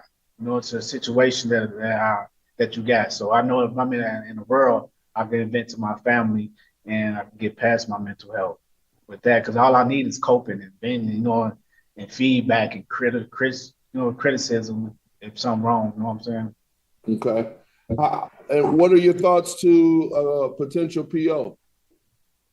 Oh, that's a good thing. If I got to do what I got to do to get past my situation, I mean, I got to. That will conclude my questions. Thank you. You're welcome. Thank you, James. Meredith? I don't think I have any additional questions. Just want to say I'm sorry for the loss of your daughter. Thanks. So the detainer, you're going to a detainer, correct? Yes. So what is that about? It's about burglary, like breaking the cars and stealing change, which I'm gonna fight that charge because I know it wasn't me. Okay. And I have no other questions other than that one. So if you've prepared anything, you want the board to know anything from this point, you got the floor. Not really. I just came here to answer y'all questions and see what y'all. No worries. No worries at all. So this time we're going to go into deliberation, meaning we're going to make a decision. So just sit back and listen, and I'll come back to you and explain that decision, okay? All right. Thank you. Man, that's Yeah, that's I pretty can go quick. first. I'm gonna go ahead and support this parole to his detainer. Looks like it's with Clatsop County in Iowa. And the 10B for once that's resolved. This is, the violation was the absconding, which he talked about. And like I said, it doesn't excuse the decision, but that background and that significant loss helps explain the decision that he made. So I'm comfortable with the release plan. It looks like the recommendation we have for a 40A, a baseline substance abuse evaluation. I don't think that's been an issue for him for a long time, but we have that as a recommendation, so I'll support that. I do the mental health and the medication for now, with the caveat that doesn't mean he can't transition off his medication if he wants to, but that he needs to do it with the supervision of a doctor or a mental health counselor to check in with him as he's doing it in case there's any side effects or anything. And then I see a recommendation for a 50A as well that I'd support. Thank you. James? Yes, I too agree with my colleague. I do support DOC's recommendation to parole to detainer in Algona, Iowa, Coles County. And I agree with the codes, 10B, so that to reside at the facility. Then the 40A with substance abuse, mental health, and medication compliance, just him working continuous with that, with a health professional, and just to address the necessities for his well-being, as well as the 50A for the prohibition compliance. Thank you. And I too am in agreement. Mr. Williams, I'm going to come back to you. We're in agreement to send you to your detainer. Some of the codes that we put on there is the PGD 5 would send you to the detainer. The 10Bs would send you to residential after your detainer is completed. The 40As, we want to get you a substance abuse eval, as well as the 50A is a alcohol prohibition. We don't want you to drink, period. Okay, no liquor stores, no bars. Just keep it simple, no drinking. We want you to continue to indulge with your mental health.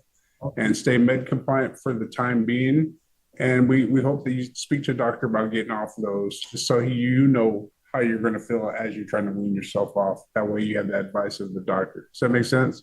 Yes, All right. Did you have any questions for me? that's it. Thank y'all. Thank you. Good luck, sir. Interview. Can I go?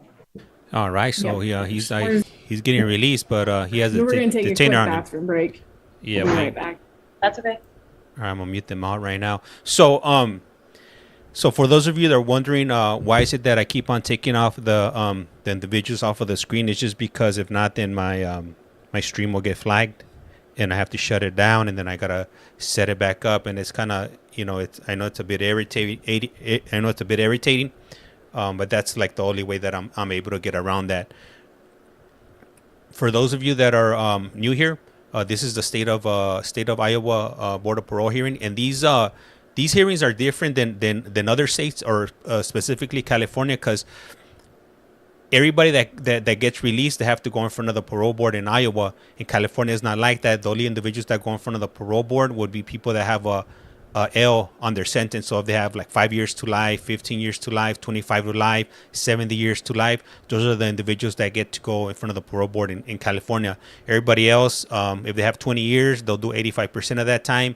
If they get bumped down to a lower custody level, then they'll do 50%. I think like if you get down to a camp, but don't quote me on that. I've never been to prison, so that's that's for what I know.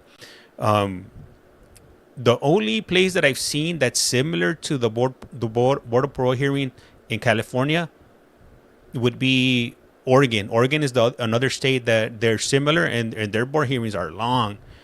Last week, I had the ability to jump on one last Wednesday, and I'm streaming another one right now currently on my other channel. And but I can't sit in on that one because I'm right here with you guys in Iowa. Whenever I get a moment, then I'll go ahead and jump on that one.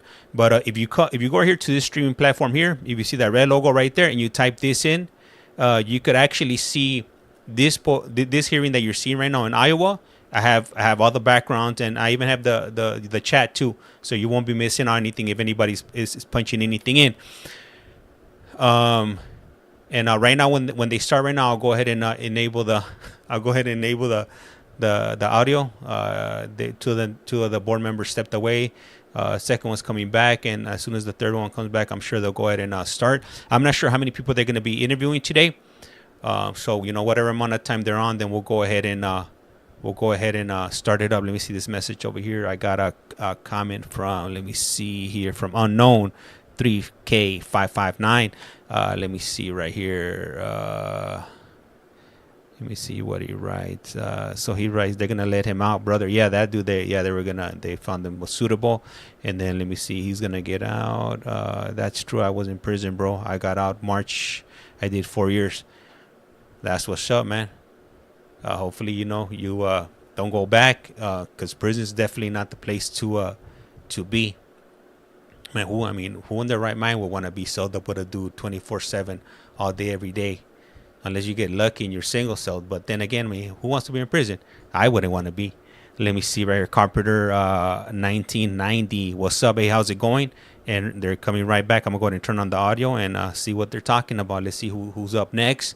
I'm also running, I forgot to mention. So on the other streaming platform, we got Iowa, we got Oregon, and we also got Utah. Utah is definitely going to be a long day today. I think they had like 7 pages of individuals that are going to be coming on. So I wouldn't be surprised if that stream runs until about 4 p.m. Pacific time. Let me see. Jonas, I did 8 years in prison. Damn, man. Hey, hopefully you figured it out and you're doing a lot better now. Sometimes, we need those things to happen in order for, to get on the right path. I was able to figure it out at the county jail level, and I haven't been back ever since. And that was back in, the last time was in 2002. So what was that? 22 years ago. Hey, I don't miss any of that stuff. And as a matter of fact, for those of you who are wondering, the story behind my LA County jail suit, that was actually mine. It was brand new. Sorry about that. All right, they're back. I'll continue that story some other day. All right, thank you. We're back too.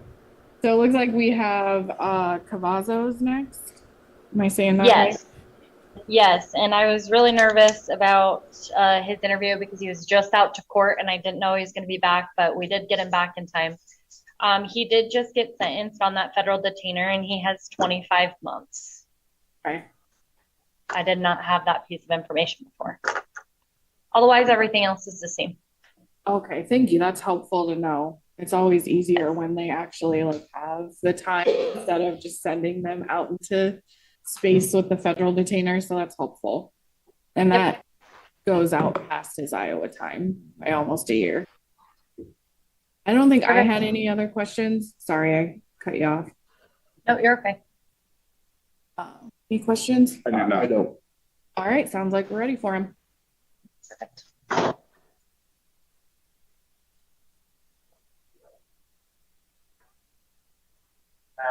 The chair's empty. We're waiting for the individual to come up, stroll on up, and there he is. Good morning. Morning. Can you please state your name and your ID number for me? My name is Rolis Cavazos, state number 626-9283. Thank you. My name's Meredith Lamberti, and here with me are Jesse Rincon and James Moses, and we're the 3-member panel of the Board of Parole who are going to be talking with you this morning. Before we get started, I want to go over a couple of things with you just so you know what to expect today. The very first thing that's important for you to know is that this Zoom that we're on is a public forum. And what that means is that members of the public or the media, they can listen to your interview, but they can't participate in it. But because they can listen, it's important that you know we might discuss some personal and confidential information today. And that includes, but isn't limited to, things like your medical history, your mental health history, your treatment history, or other possible confidential information. So do you understand that we might talk about those things today? Yeah, I understand. Okay. So what's going to happen is that each of the 3 of us might have some questions for you, and we'll start with our questions first. And then once we're done with those questions, that's when you'll have a chance to tell us anything else that you'd like for us to know or anything that you might have prepared for us today. And then once you've had a chance to make a statement, then the 3 of us will go into our deliberation where we discuss what our decision is going to be. And we'll do that here on the Zoom. So you'll be able to listen to our discussion as we're having it. And then once we reach a decision, I'll turn back to you. I'll explain anything about it that might be confusing. And then that'll end our interview for the day. Okay. Yeah. You ready to get started? Yeah. All right. Why don't you start by just giving us a brief but detailed explanation of this domestic that led to you coming to prison today? Okay. It started out as I had my uncle over. It was her house, and she was at work. She called me on the phone, and she heard my uncle in the background, and I think she got mad at that. And then when she came home, that was the argument that started it, and it escalated. More arguing, yelling. It led to me pushing her, and I got physical, and I choked her. That's pretty much it. Why was she upset about, you said your uncle was over? Yeah, Why did that lead to an argument? because I didn't ask for permission, I guess. Wait, what? Was there any like history of her not getting along with your uncle, or you using drugs or alcohol with him or anything like that? Because use alcohol with him. Were you drinking with him that day? Yes. Did you have like a history of getting angry or getting into arguments with her when you've been drinking? Yeah. Okay. Can you talk to us a little bit about what your alcohol use was like at the time? At the time, it was probably almost every day after work.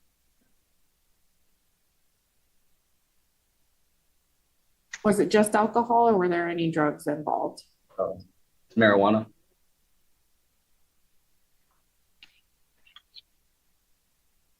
And let's see, it looks like you Are you still inactive or did you just complete it?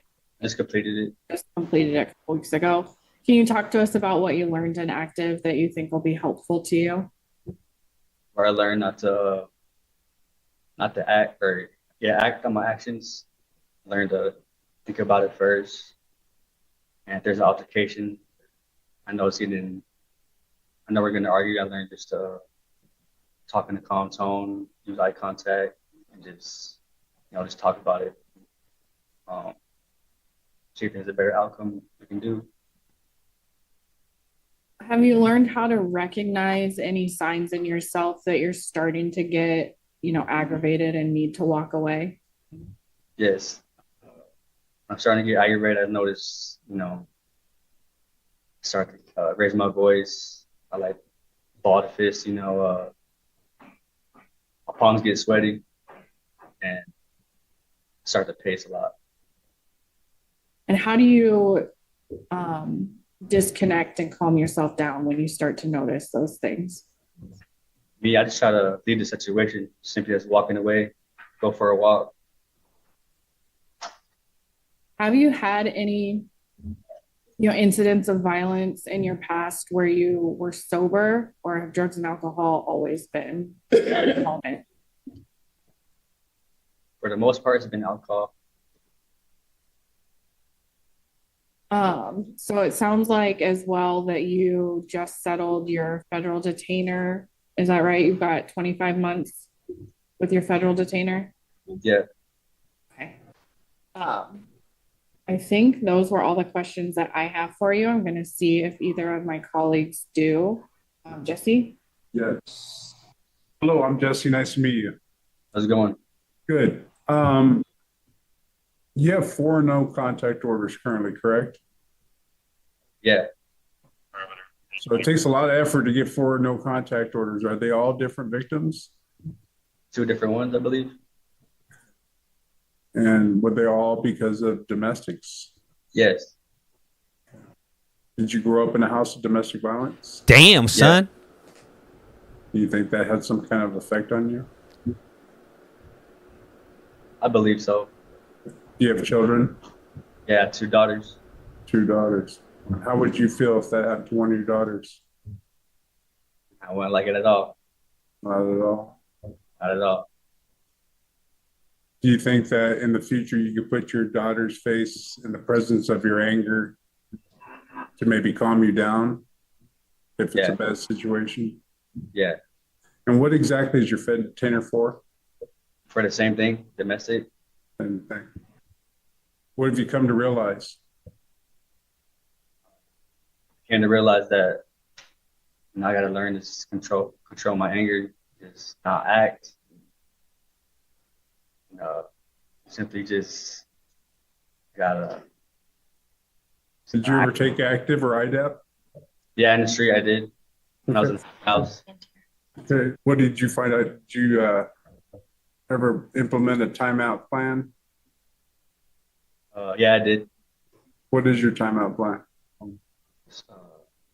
When I know it's getting to that point, I simply just gotta, let whoever know, and simply just leaving, going for a walk or going to work out, get my mind off it. Say probably like an hour and a half to an hour.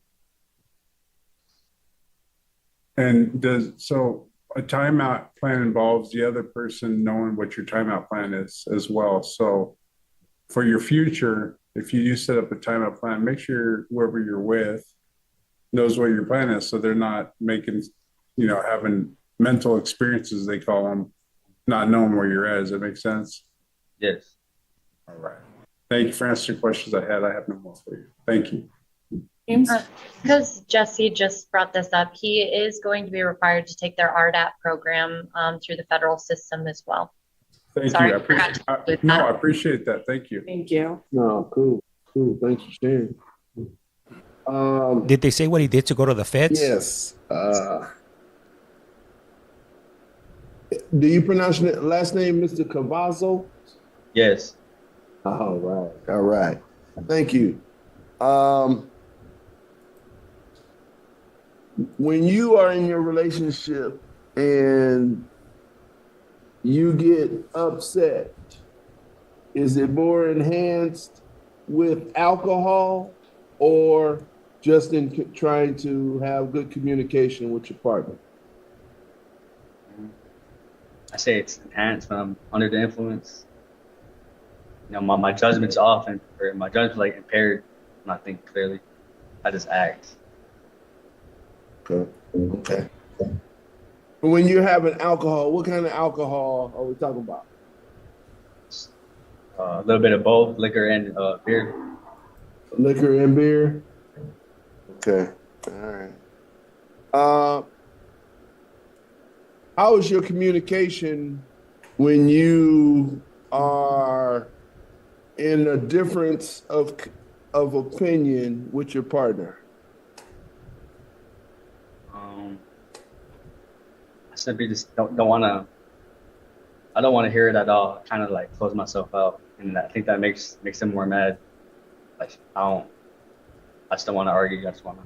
I stay quiet. But then when they keep antagonizing me, then that's when I get mad. You know, it gets worse. Okay. Right. So do you feel that that lack of communication creates the volcanic, experience you create? Absolutely, it does. Really, it does. Yeah. What is the most difficult part for you in communicating with your partner?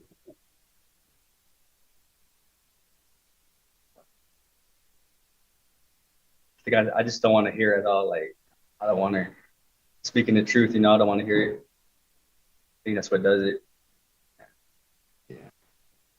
So when I hear you talk about your daughters, do you communicate with them better than your partner? I say it's pretty much even. Oh, pretty much even? Yeah. Okay. Okay. All right. Where are areas in this kind of situation or in this that you're learning and growing with? What can help you to be better so that you are able to bridge the gap when you get frustrated? Simply, man, I gotta stay sober. That's the main reason. Whatever it takes, like AA meetings out there, have a sponsor. I just that's my downfall right there. Get it, and I kind of realized that, while being in here. Yeah. No, it's good to hear you say what you come to the realization that can help you to be better. And then other things that I think you will engage in and learn in will continue your growth towards that journey, especially if you're looking for, a mutual relationship where you're able to communicate your differences without that substance. So those are my questions. That concludes my questions for you today. Thank you. Thank you. All right. Any follow-up questions? Thank you. All right, now is your time to tell us anything else that you'd like for us to know or anything that you might have prepared for us today. I'd like to say, I take full accountability. I know I was wrong, I made a big mistake. I know it's a bad look on me for my family and her family mainly. I don't want to be, it's kind of messed up being labeled as that, putting hands on women when, especially I got daughters too. It's not good, but it's gotta. And then when I'm not, well, I've been locked up. I haven't had any contact with them. I can't get their number, and that's what's me not being there. I believe I failed as a dad, and that hurts. I don't show it, but just gotta keep moving forward. That's about it. Anything else you'd like us to know before we start our deliberation? No, thank you. All right. Sit back, listen. We'll let you know what our decision is. Just here, James, what are your thoughts on so it's a recommendation of parole to a federal detainer, and then with that 10B fallback? Yeah, I think, I'll go ahead and go, I'm sorry. I'm in agreement with the DOC recommendation of parole to detainer. I think he had a good interview, and I think the tools that he has now will help him. At least he knows what it's over with. He's got a date to get out, and he can work on himself in those couple of years that he's got at the federal prison, and hopefully come out the way he wants to. He should come out for his daughters. So yeah, I'm in agreement with the DOC recommendation, PGD 5 with the 10B, 40A, 50A.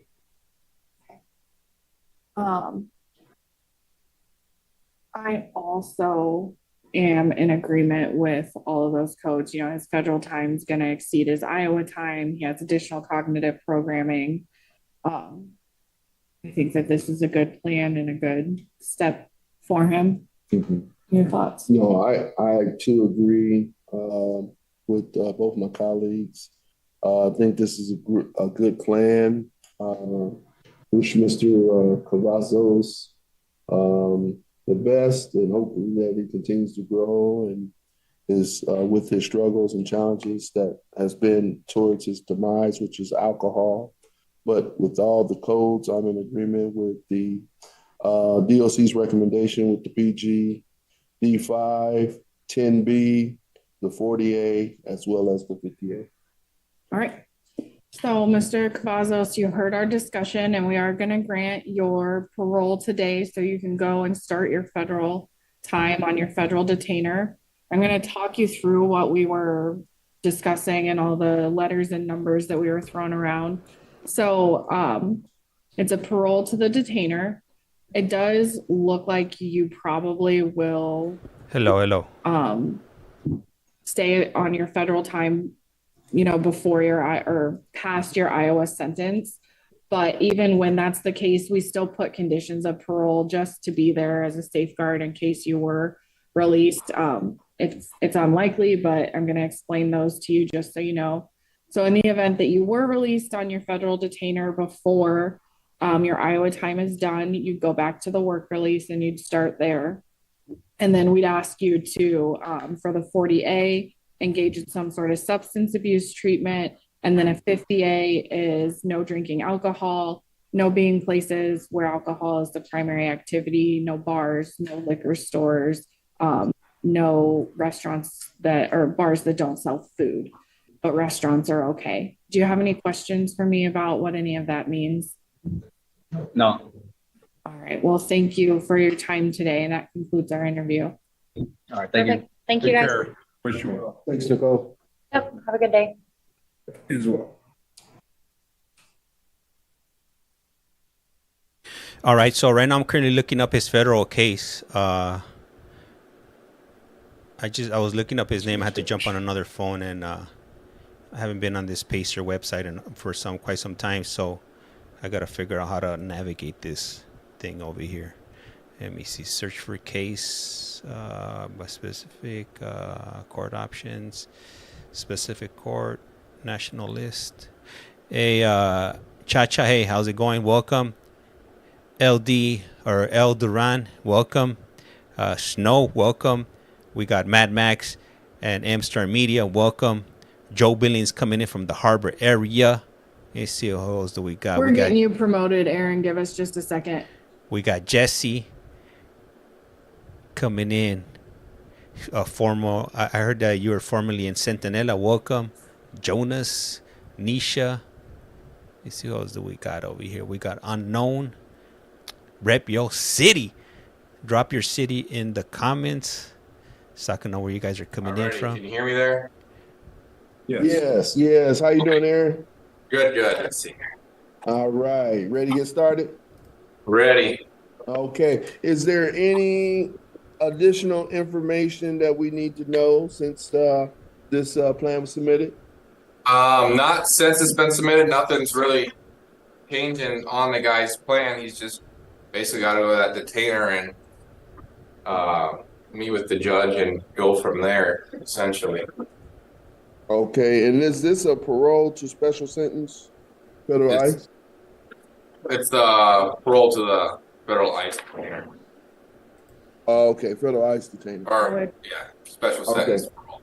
Yeah, it's a SSG D61. Oh, okay, there we go. All right. All right. Well, that concludes my questions. Colleague, you have anything for Aaron? I do not. I don't think so, no. All right, Aaron, let's bring him in. All right.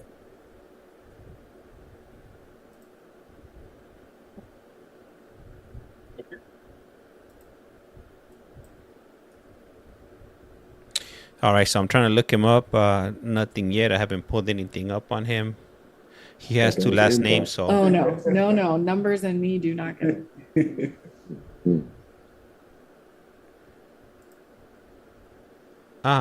Oh, I think I struck. I got him. His case was out of North Iowa Northern District Court. Let's see what he's in for.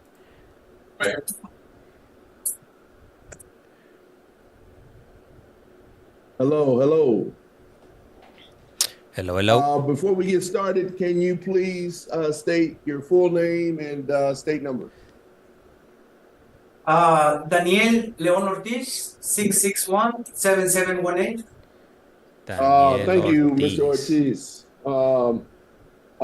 What I want to do is go over with you a few things. This is the panel that will be conducting your interview for today. To my left and to your right is Meredith Lamberti, and then to her left and your further right is Mr. Jesse Rincon. With that being said, we are going to, as I stated, conduct this interview. It is a matter of public forum, so public forum is live and could be present. But, however, they will not participate, but they can listen in and hear what we're going to go over today. What will be discussed during the interview is confidential information that may be limited to your medical history, mental health history, treatment history, and other confidential information. Is that what you are to understand? Yes. Okay, do you wish to proceed? Yes. Okay, how this will go is that I will start off and kind of ask you pretty much a series of questions, starting off with to explain to us what led to you being present. And then from that, there may be other questions to be asked. Then I will also have my colleagues ask them to see if they have any questions for you to be able to answer their questions. And then after all that is said and done, then what we will do is I will come back to you. You will have the opportunity to share with us any parting information that you forgot or did not share, but that you would like for us to know in addition to.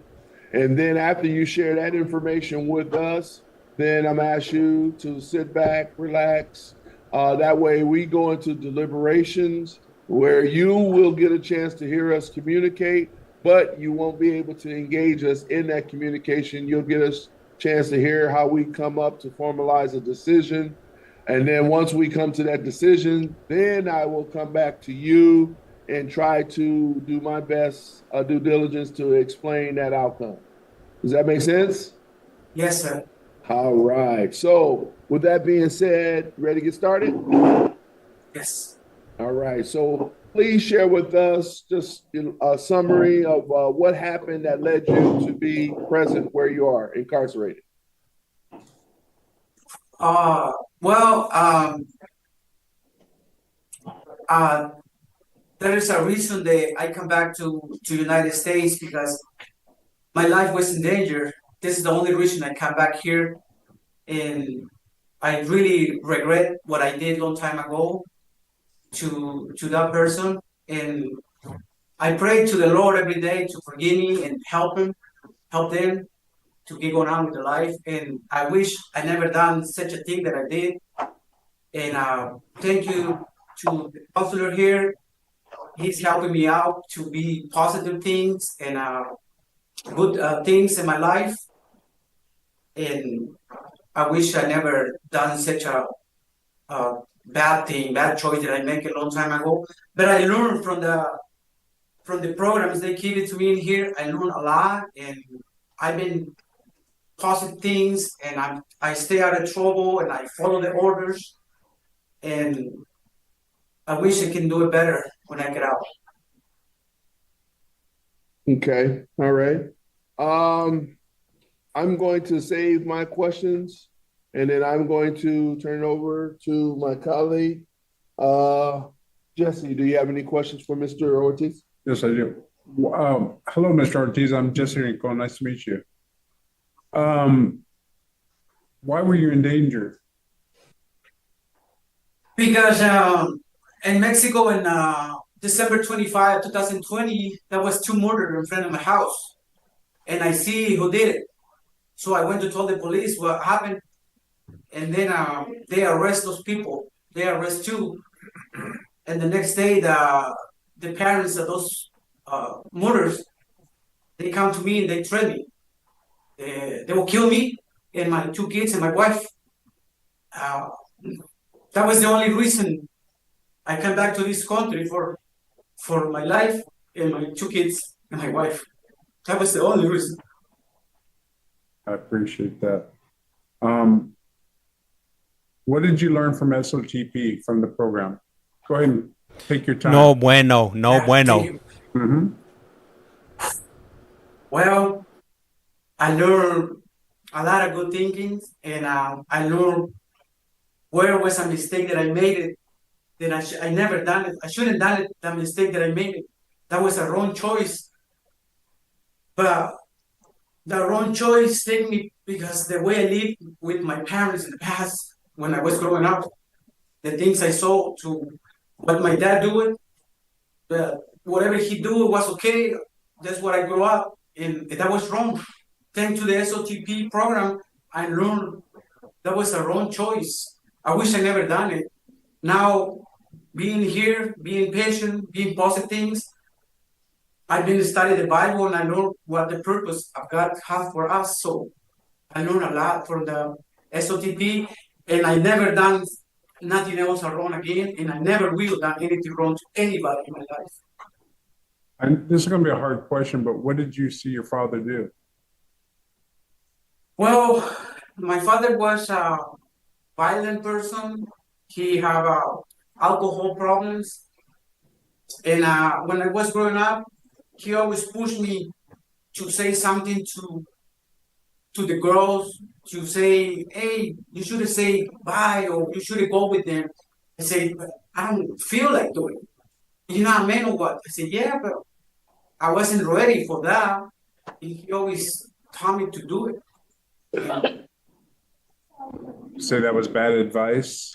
It was, because now I realize what I've done in the past, and it wasn't that great. It wasn't that great. Did you learn in the class what your triggers are? Yes, I did. What were your triggers? Well, my trigger was thinking bad things and not asking for help. I should ask for help when I got wrong thoughts, and I never did. Now I learned that when I have a wrong thought, I should go with somebody that I trust and say, hey, this is happening. Help me. Excuse me one second. Excuse me one second. I think that what is on because I can hear background noise. Yeah. Thank you. I'm sorry. I didn't mean to interrupt you. I could hear noise and it was throwing me off. So do you feel that SOTP that you learned a lot? You have the tools to help you in the future?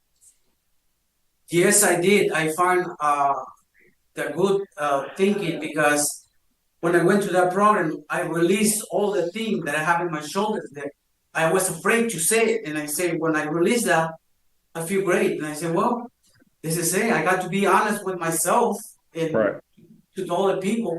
And that's what I did. That's what I feel it. And after the bad choice that I make it, I never done anything wrong to the date now. So I feel great and it helped me a lot. Right. Hey, thank you for answering my questions. I have no more questions for you. Thank you. All right, thank you, Jesse. And turn it over to my other colleague and see, Meredith. Yeah, good morning, Mr. Ortiz. I think you've answered most of my questions. I did want to ask, so it looks like there has been another detainer placed, and the plan is for you to go to that ICE detainer. What do you think is going to happen? Do you still have those concerns? Are you planning to go to the detainer? Are you planning to try to claim asylum? I guess, what are your plans for the future? Well, I only left it to God. He got the plans for me. So whatever it comes, it will comes. If I have to go back, I will go back. And I pray to the Lord to send me what has come for me. And that's it. I have my kids here. I got 3 kids and my wife. They'll stay here because I'm not going to take over there for, they can be dangerous. So it's just me that have to go. When did you come back to the US? 2021. I can hear that. Uh, 2021, I came back, and then when ICE was looking for me, I turned myself in so I can fix the problem. But I guess they denied me, so I gotta go. But I'm supposed to be go, but I got my faith strong in God and be with Him. Nothing will happen to me. I can appreciate, the difficult situation that you're in. Thank you for answering my question. I think that was all I had. Thank you. Okay, Mr. Ortiz, since you answered a lot of my questions, that will conclude our questions for you. So if you at this point have any more information that you would like to share with us before we go into deliberation, this is the time. Well, I gotta say thank you. Thank you for this guy that helped me out a lot to have a better thoughts in my future. And I've been positive here, and I've been out of trouble, no report, following the orders. And I know that's gonna help me in the future when my choice I'll make it the right choice. And I know it's up to you, but I have detained and I have to go back to my country. I have to go back. And so thank you. Thank you. Gracias, Mr. Ortiz. This is the time that you will now sit back, allow us to deliberate and communicate, where you'll get a chance to hear our information with not responding. And then once we conclude, I will come back to you and try to explain that outcome. Thank you. All right. Colleagues, anyone wants to? I can go first. Yeah, I think he had a good interview. I think he's grown, and I can see the hurt and that he's going through as well, and understands what the crime was not acceptable, but still has remorse. So I'm going to be in agreement with the DOC recommendation to release to the detainer, the detainer with the SSG D61, the 10B. In case he is released from the detainer, the 40A for the substance abuse, SO2P aftercare, and 30A and 20A. Well, thank you. And Mary. Yes, so I also thought that this was a good interview.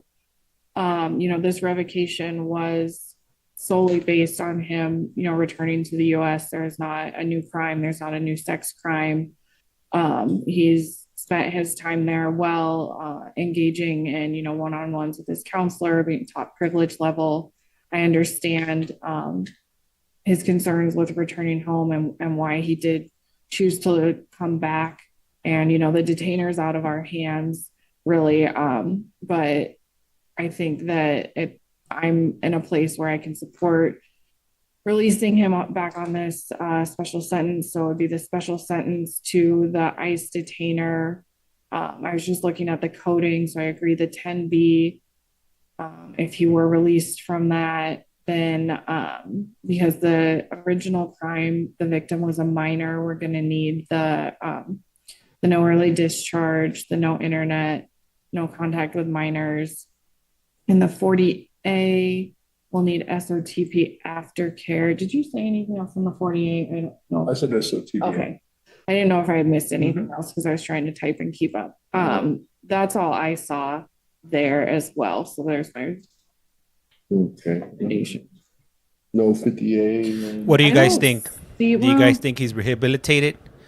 I don't see anything in the crime itself that would suggest that, and I don't think.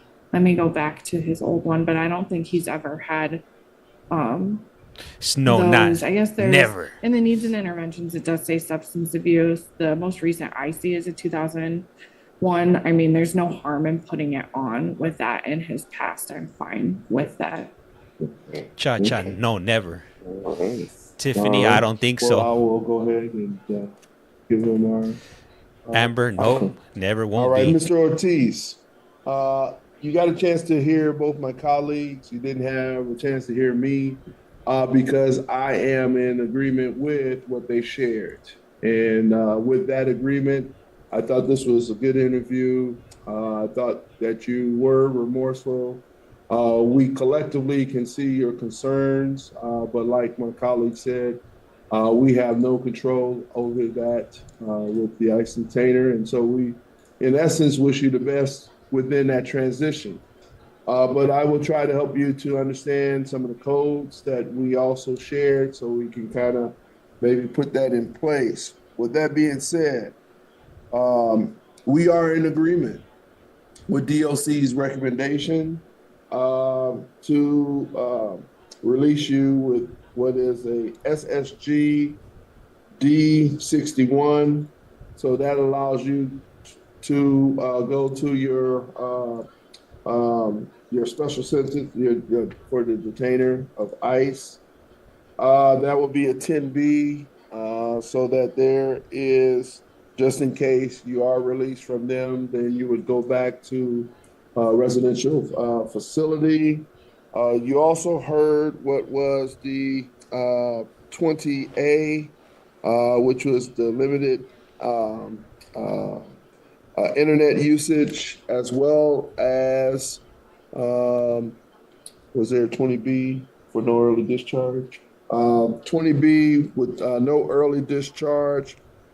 And then we also had a 30A, which was no direct or indirect contact with a minor. Along with that, we had the 40A. So with the 40A, those are treatment specific.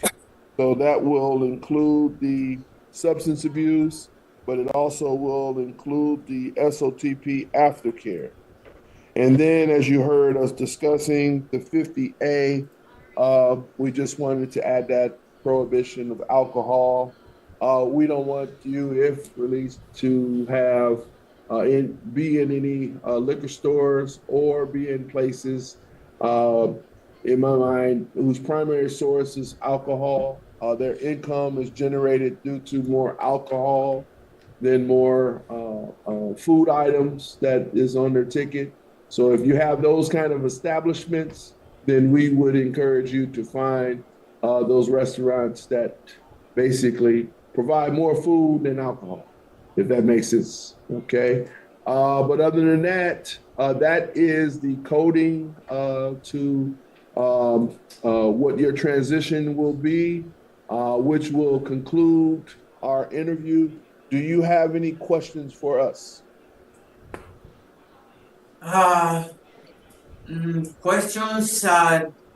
No, I don't have any questions. I was hoping to stay in this country, but I can't for my wrong choices. So that's it. That was my only question. I consider stay here with my kids and my wife. That's it. Okay. Thank you for sharing. We wish you the best. Again, gracias. He said gracias. Have a good day. All right. I was gonna say this next guy. He's on the other side of the unit, so I gotta log out here and log back in on another computer. Okay, while they get that situated. So I think what happened with this guy was he I think he originally went to prison for a sex with one of those crimes, and then he got deported. Then he ended up coming back. So even though he was deported, he was still on parole in Iowa.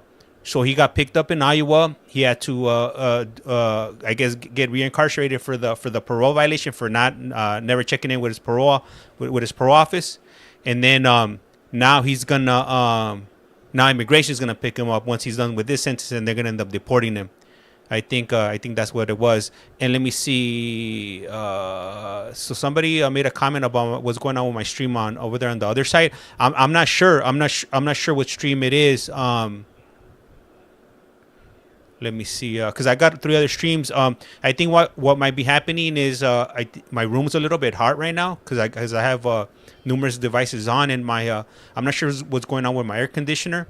So I think that's what might be causing the issue. My hardware might be overheating. The only thing I got on right now is my ceiling fan. I'm not sure if you guys could hear it on. Normally I have my air conditioner on, but I have this LG mini split on the wall, and when I try to turn it on, it makes like a 3 little beeping sound. So I need somebody to come check it out. So when I get a moment, I'm going to try to set that up, and then hopefully I'm able to get that resolved. Let me see here. Utah. Oh, Utah's lagging. Okay, yeah. I'm not sure. I'm not sure why. Like I said, I think it might be the heat that's causing the lagginess. Unfortunately, we're in the middle of the desert right now, and it's a bit hot, and I won't be able to cool it. Let me check. They still haven't started up the other one. Let me see. Let me just get it ready so like that I could just switch it on easily.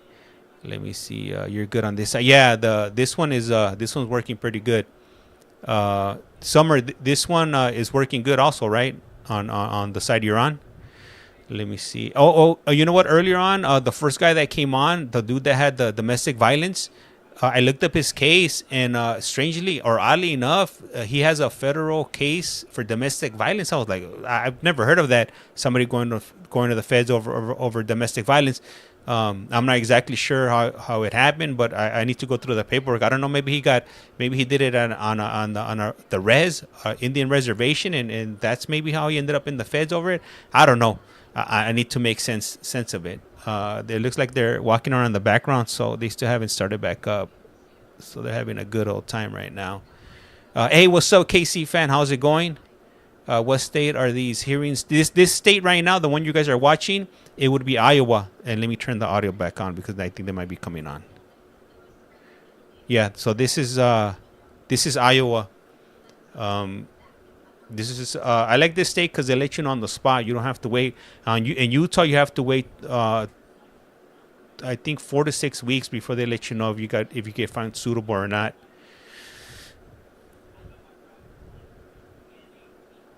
All right, so we are up to hey Casey fan, highly appreciate the roses. All right, it looks like we got 50 people on here. Hey, if you guys are enjoying the stream, I really appreciate it if you guys could go ahead and at least get us up to like 10,000 or 20,000 hearts. Remember, it doesn't cost you anything. It's free 99.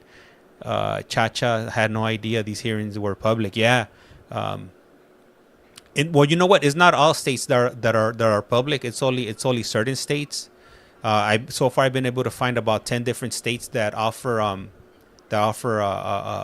access to them. You know, via either Microsoft Teams, Zoom, or WebEx, or Google Meets.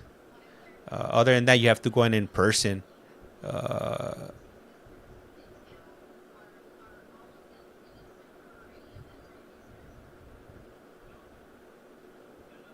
Can you guys hear my fan right above me, or the ceiling fan? I'm not sure if the sound's carrying over. So right now they currently got the microphone off. Once they turn it on, then we should be able to start hearing them. And for those of you that want to see the visual, I would suggest jumping on over to this other streaming platform right here, typing this in, and I do have 3 other ones. So you're gonna want to go to the one in Iowa, and you'll be able to see the board members and the individuals coming on with their parole officer, or counselor, or I don't know who the person next to them is.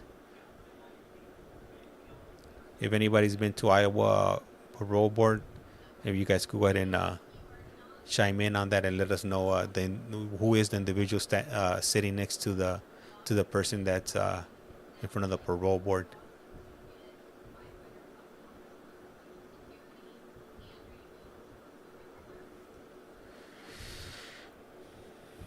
You know what, these hearings are they're interesting. That's why I put them up, and some of you guys obviously find them interesting also, like I do. My wife, every time that I turn them on, when she tunes in, is like, man, it seems like every other individual that's coming on has some pretty awful charges. When it comes to like women and kids. I'm like, yeah, you never know what's going through people's minds. You never know what their intentions are. So it's always good to be extra vigilant, especially around who you have your kids around. I know for us, for our 6-year-old, it's a no when it comes to any type of sleepovers, because the world is a crazy place out there. Especially we're talking about what's going on with Diddy.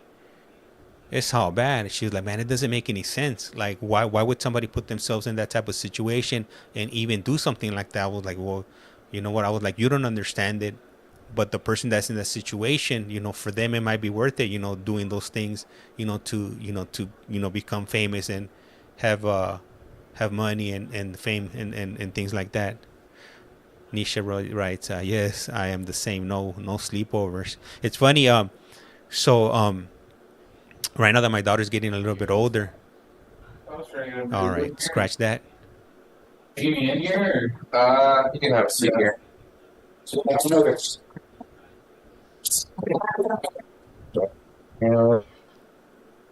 And what's up over here? All right, that looks like this haven't got it situated. But so up until recently, we really haven't had any kids like living in our neighborhood. And Aaron, can you hear us? Nope. No, we can't. So the little neighborhood kids that recently moved in, they'll come and look for my daughter, and my daughter will go one out, go outside to play with them. But whenever she does go outside, either me or my wife have to be out there, supervising her, because it's a scary world out there. Like, I'm not sure how many of you guys could relate, but like all that, like letting my daughter walk around by herself and none of that gonna happen. And the other day she was telling me, she was like, Papa, why can't I walk around? And I'm like, no, because there's bad men out there. And she's like, no, Papa, when I see bad man, I'll hide. And I started laughing. I was like, you don't know, like anybody could be a bad man or a woman. It could be your principal at school. It could be a teacher. It could be a police officer. It could be anybody, even family members. You just don't know. Let me see. Are the visuals on? So DJ. So it depends what stream you're looking at. If you're looking at, because this one right now, the one we're currently on is Iowa, but I do have 3 other streams available that I'm streaming right now. I have what is it? Oregon, Utah, and Iowa. If you do jump on the other streaming platform, you want to make sure you hit Iowa. Let me see. Big events are a huge no-no, and you never know. Yup. Samantha writes, no, there's too Aaron, many bad people. Sad to say. Yup.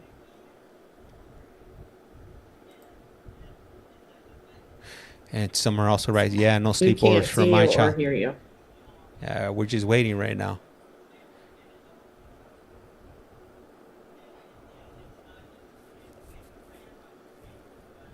So yeah, it's kind of hard. It's kind of hard, to try to explain that to a 6 or 5-year-old or a 6-year-old.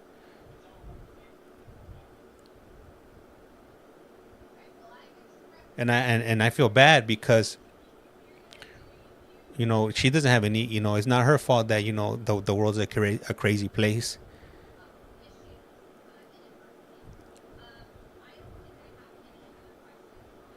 All right, so we got 45 people watching over here. Highly appreciate it. And I guess we're just in our break time right now. Let me see. Summer, does Oregon do their decisions on the spot or just Iowa? No, Oregon does not. Oregon, I think they're also like about a month. But their hearings are a lot longer than Iowa and Utah and Connecticut. Like I think the other day, last week, I watched my first one there, and it was about almost 6 hours long for one individual. But the difference between Oregon and all these other states is that the individuals that are coming on, I think they have life sentences. Those are the individuals that come on. And so I think it's kind of similar to California, but I still haven't been able to listen into one in California. So hopefully one day I am, so I could go ahead and compare. Let me see. Samantha wrote, I've been, oh man, that's awful. Yeah, you see that? That's exactly, why no sleepovers with anybody. Little Mikey Mike, I can't be like that with my kids. Yeah.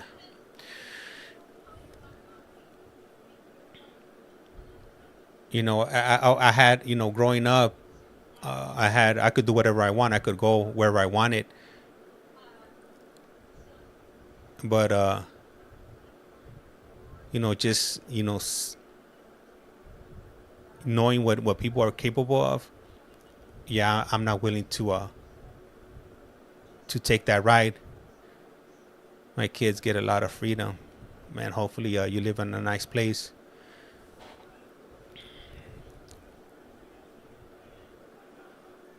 Aaron, can you hear us? Nope, we're still waiting.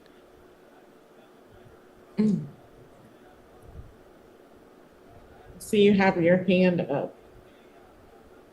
Oh, I got it now. I just got it.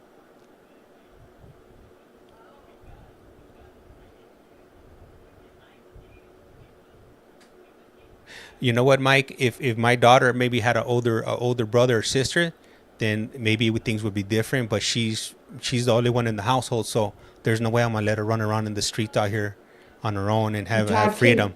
Todd or Aaron, can Not you gonna use the happen. chat option? I sent you a message. All right. Can you hear us? Nope. Yes, we can hear you, but we cannot see you. Okay, we can see you. Okay, yeah, we can hear you, but we can't see you. Okay, the only button I have is for audio at the bottom. There's no extra selection for All right, video. hold on. Let me try something real quick. Still, Join as panelists. yeah, do that, please. And that should give you your video option, hopefully. Okay, there we go. Oh, Yeah. there we go. There we go. All right. It's about Had trouble time. there getting the downloaded on the Thank you, computer Snow. for some reason. No problem. It looks like All they right. got this guy handcuffed. Hey, Aaron, before we get started, I usually talk to you before we bring him in. If you don't mind, he just steps out for a second so we can talk. Thank you. I know you're trying to get ready. Oh, damn, they got he gets double handcuffed behind the back. Alrighty.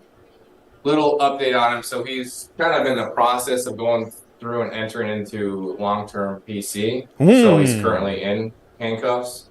Not to anything negative that he's done. That's just part of the 60-day process we have to go through today and be investigated and that whole thing. So that's why he's wearing yellow. That's kind of why he's handcuffed. But nothing negative as far as things on his behavior wise. And so my question is, why is he going on a PC? Self? He just feels unsafe, or? Yeah, essentially, I don't know if it has a little bit to do with mental health also. And we can kind of talk about that when you have questions for him. His previous counselor had, they've gone through the process of, he's been with our psych many times here. He's trying to parole to the VA in Des Moines. And he's met with the VA psych as well already. And then essentially, whenever he is released, because I think he discharges in January.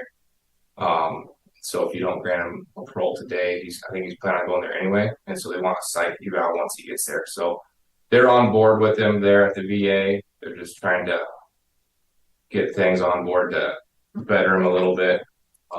And so Sounds good. fear thing to him, anxiety. Appreciate that. Is there anything else we should know before we get started here? Nothing to update from this anyway. Okay. Colleagues, you guys have any questions for her? I don't. I don't. You can go ahead and bring him in. Thank you. I appreciate you. They haven't said his name yet. And Summer, that means that he's in protective custody. So he's Hey, thank you for stepping out there. Please give me your name and your state number, please. Michael Godwin, 653-4776, sir. Thank you, Mr. Godwin. Appreciate that. My name is Jesse Rincon. Today, my colleagues are Meredith Lamberti and James Moses. Will be conducting your interview today, okay? All right. I'm going to explain how this goes. So this interview that's conducted is considered to be in a public forum, meaning that the public and the media can listen in, but they cannot participate. We can possibly discuss confidential information such as your mental health, substance abuse, and medical history. Do you understand this, and are you willing to proceed? Yes. All right. So how this works is I'll start off by asking you to describe the crime in detail, what was going on in your life at that time, and what brought you to prison. After that, my colleagues and myself might have a couple questions for you to answer. After we completed our questioning, I'll ask you if you have anything that for the board that you would like us to know, maybe something we didn't cover or something you want to present to the board. After that, we'll go into what's called deliberation, meaning we're going to make a decision. Once we're in deliberation, you just sit back and listen. Then I'll come back to you and explain our decision, okay? Yes, sir. So let's start off. First of all, what brought you back to prison? What was going on? What did you do? May I ask for clarification? Are you talking about what brought me back after my violation or what brought me to prison for my crime? What brought you back for your violation? I'm going to be completely honest with you guys. I had a lot of issues that I was dealing with last time I was on parole. One, I was in an area where I didn't have very much familial support. So I was living out of a homeless shelter. After I was kicked out of the DOM, I also had some issues at the DOM for a little bit there with a staff member. I ended up having some really bad anxiety while I was there. And I tend to, when I get anxiety, I tend to run up. My mouth tends to run more than I think, I had said some things in a group that got me kicked out of the DOM. First of all, that was my first violation, was getting kicked out of the domiciliary area. My second violation was for talking to my victim's wife. I was informed by her that they were no longer together. I should have contacted my parole officer when she contacted me first to see if it was okay for me to talk to her. I didn't think of it at the time. And the ankle monitor violation was due to my uncle. I was living with my uncle at the time. We were coming back from my job and we blew a tire out on his truck. And unfortunately, with that blowout, we were waiting for roadside to come help us out. And then we went to Walmart to get a new tire. We left the truck to the nearest Walmart to get a new tire, waited there for a while. And eventually my uncle remembered he had a spare underneath the truck. I changed the tire and then he raced me home because I was late for curfew. A lot of these issues could have been avoided, especially with me losing my temper with the GPS lady and making the threats that I did. I didn't mean them as threats, but I could see where the parole officer and the parole office could view those as a real threat, as something that could be deemed as a threat. I've since then learned some things about managing my anxiety, managing my mental health. I've taken steps to actually step back and kind of just, realize when I'm getting to that point where I feel like I'm kind of trapped, like I can't breathe and I can't trap and my body starts to tense. I have come to find out that if I stop for a second, take a couple deep breaths, like I'm not gonna lie, I'm just sitting up there, I had a panic attack because I'm very nervous to be in front of you guys today. And I do thank you guys for giving me a chance to talk to you. It's just, I've had to learn how to control that. And that's something that when I came back in here, that was one of my main goals, was to get some actual help and actually do some things to actually make myself better so that if I was ever given another chance to go out on parole, I could, you know, be successful this time. Right. So you're currently on medication, correct? No, I'm not. You're not. Okay. No. Were you at one time? Yes, I was. And why did you go off them? Well, here in the prison, it was because the medications were causing me to be very dizzy.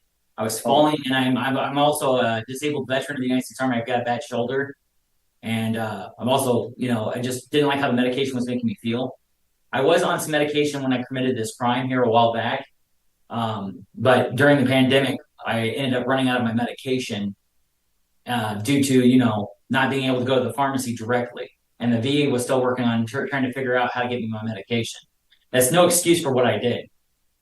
I had a lot of time to think about what I did to my victim, and I'm sorry, I'm trying not to cry here because I put myself in his shoes every day and realized that if someone did that to me, how I would not be able to. I could only imagine what they could do because I know he used to be a truck driver, and I could only imagine what it was if someone did that to me to where I could never lift a wrench ever again and do what I love to do, work on vehicles and help people out. I couldn't even fathom what he's feeling about this, So Mr. Godwin, do you have a violent history? Yes, I do. And what would you pinpoint the violence comes from? I wasn't dealing with my trauma. I wasn't dealing with the things that happened to me in the past. Violent stuff that I witnessed as a kid. The death of my twin brother. I watched my own twin brother get shot in front of me. I still, and on our way to the hospital, my older brother was coming home from the Navy. He was actually a Navy SEAL, and was hit by a drunk driver on his way to the hospital. Like I lost two brothers Easter of '98. Also, I witnessed my father do some stuff to my mom, but that doesn't give me any excuse.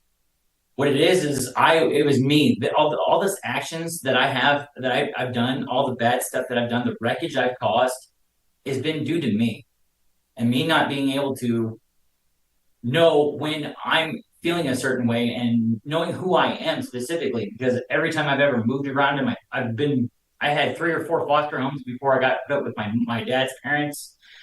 Then my grandmother got sick with cancer, got pushed to another foster home. And luckily, Ron and Kathy Godwin out, they were living out in a town called Earlham, Iowa. They ended up taking us in as foster kids and then adopted us in 2003. Long story short, I was dealing with a lot of stuff then too. I always was getting into fights my first 2 or 3 years of school. I have a problem with adapting to new environments. And that's something that I've worked on. And what really helped me was actually getting into your guys' MRT for trauma program, because it helped me realize that I was using the change of trauma as a crutch and saying, well, I had all these issues. That's why I'm violent. The real issue is I needed to change. I needed to figure out how to deal with that trauma and approach it in a healthy, pro-social, safe manner. That's a great answer. That's a really good answer. Realizing that the trauma is not the problem, it's how you react to the trauma. That's really a great answer. So commend you on that. You had troubles once before, you said, at the Dom, correct? Yes, sir. Is there enough change in you that if when you return there, if somebody recognized you, they're going to say, hey, that guy changed? Do you feel like there's enough change in you?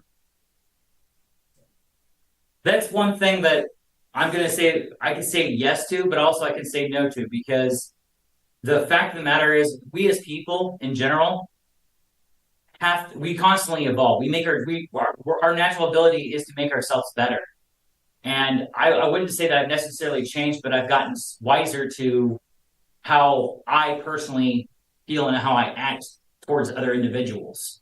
Before I wouldn't care like what you would say, sir. I would say whatever was on the top of my mind, but now I choose my words a little more wisely.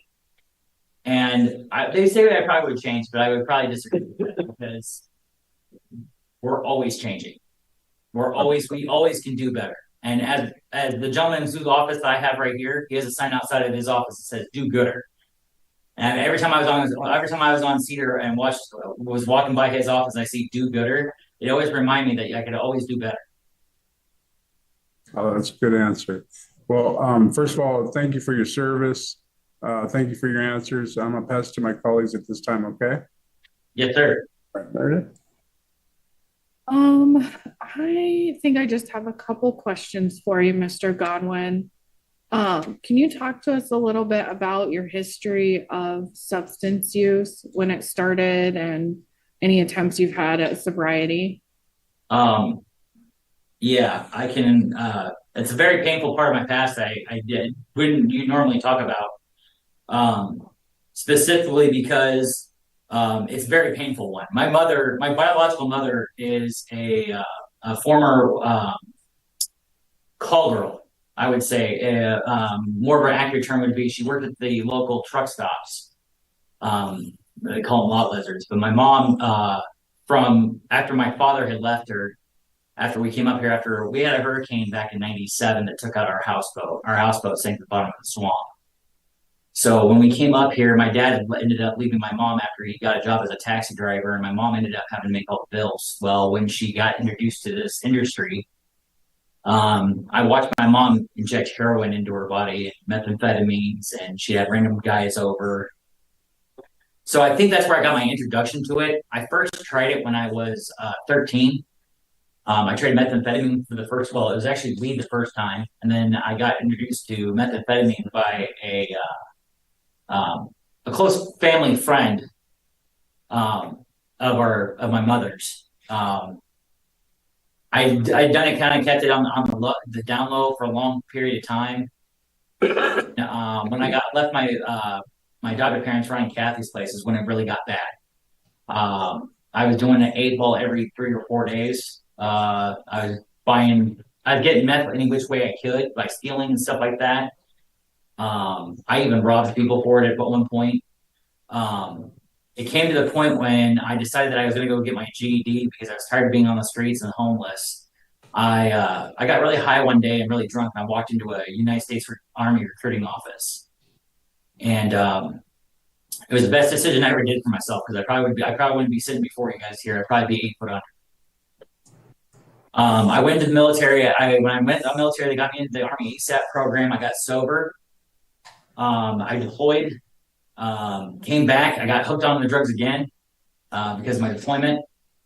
My platoon sergeant and my staff sergeant came and got me from the home. I was actually down the river living in a tent, and they knew I was high. They took me to before my first sergeant. My first sergeant told me I either go to Mecca or I was going to be dishonorably discharged from the guard. After I completed Mecca, I went back for a weekend of training, and the first sergeant had another ultimatum: was either I joined the regular army or I was getting dishonorably discharged from the National Guard. And I decided, you know what? If I'm going to stay away from the drugs, I might as well join the regular army. So I joined the regular army. Did a 1.5 years with the 630 Sapper Company, deployed, and I ended up having a mid-tour evaluation. They sent me home due to post-traumatic stress disorder. Also, I assaulted an officer at the time, officer of my unit, of course. Even though the officer of the unit vouched, they court-martialed me is what they did, and the officer that I struck was a lieutenant colonel. Lieutenant colonel did give a recommendation and accommodation. I had an option to stay in the military, but at that point, I'd seen too many of my friends die, too many people I got close with die, and I was ready to go home. So I came home. I was sober until about 2011, and I got introduced to cocaine. My ex-wife is actually the one that my second wife is actually the one that introduced me to cocaine. I was working 3 jobs while I was on it too, and it kept me up. I ended up getting addicted to it. I got off of it after I put myself in rehab out in Omaha, Nebraska. My brother got a hold of me. My older brother, Jeff, got a hold of me and got me sober first, and then got me into a rehab program. I can't remember the name of it out there in Omaha. And I'd been sober up until about the pandemic, and that's when I committed this crime. I was actually underneath the influence of alcohol and cocaine when I committed this crime. Right. Thank you. I appreciate that overview. What do you think you need in the community to stay sober again?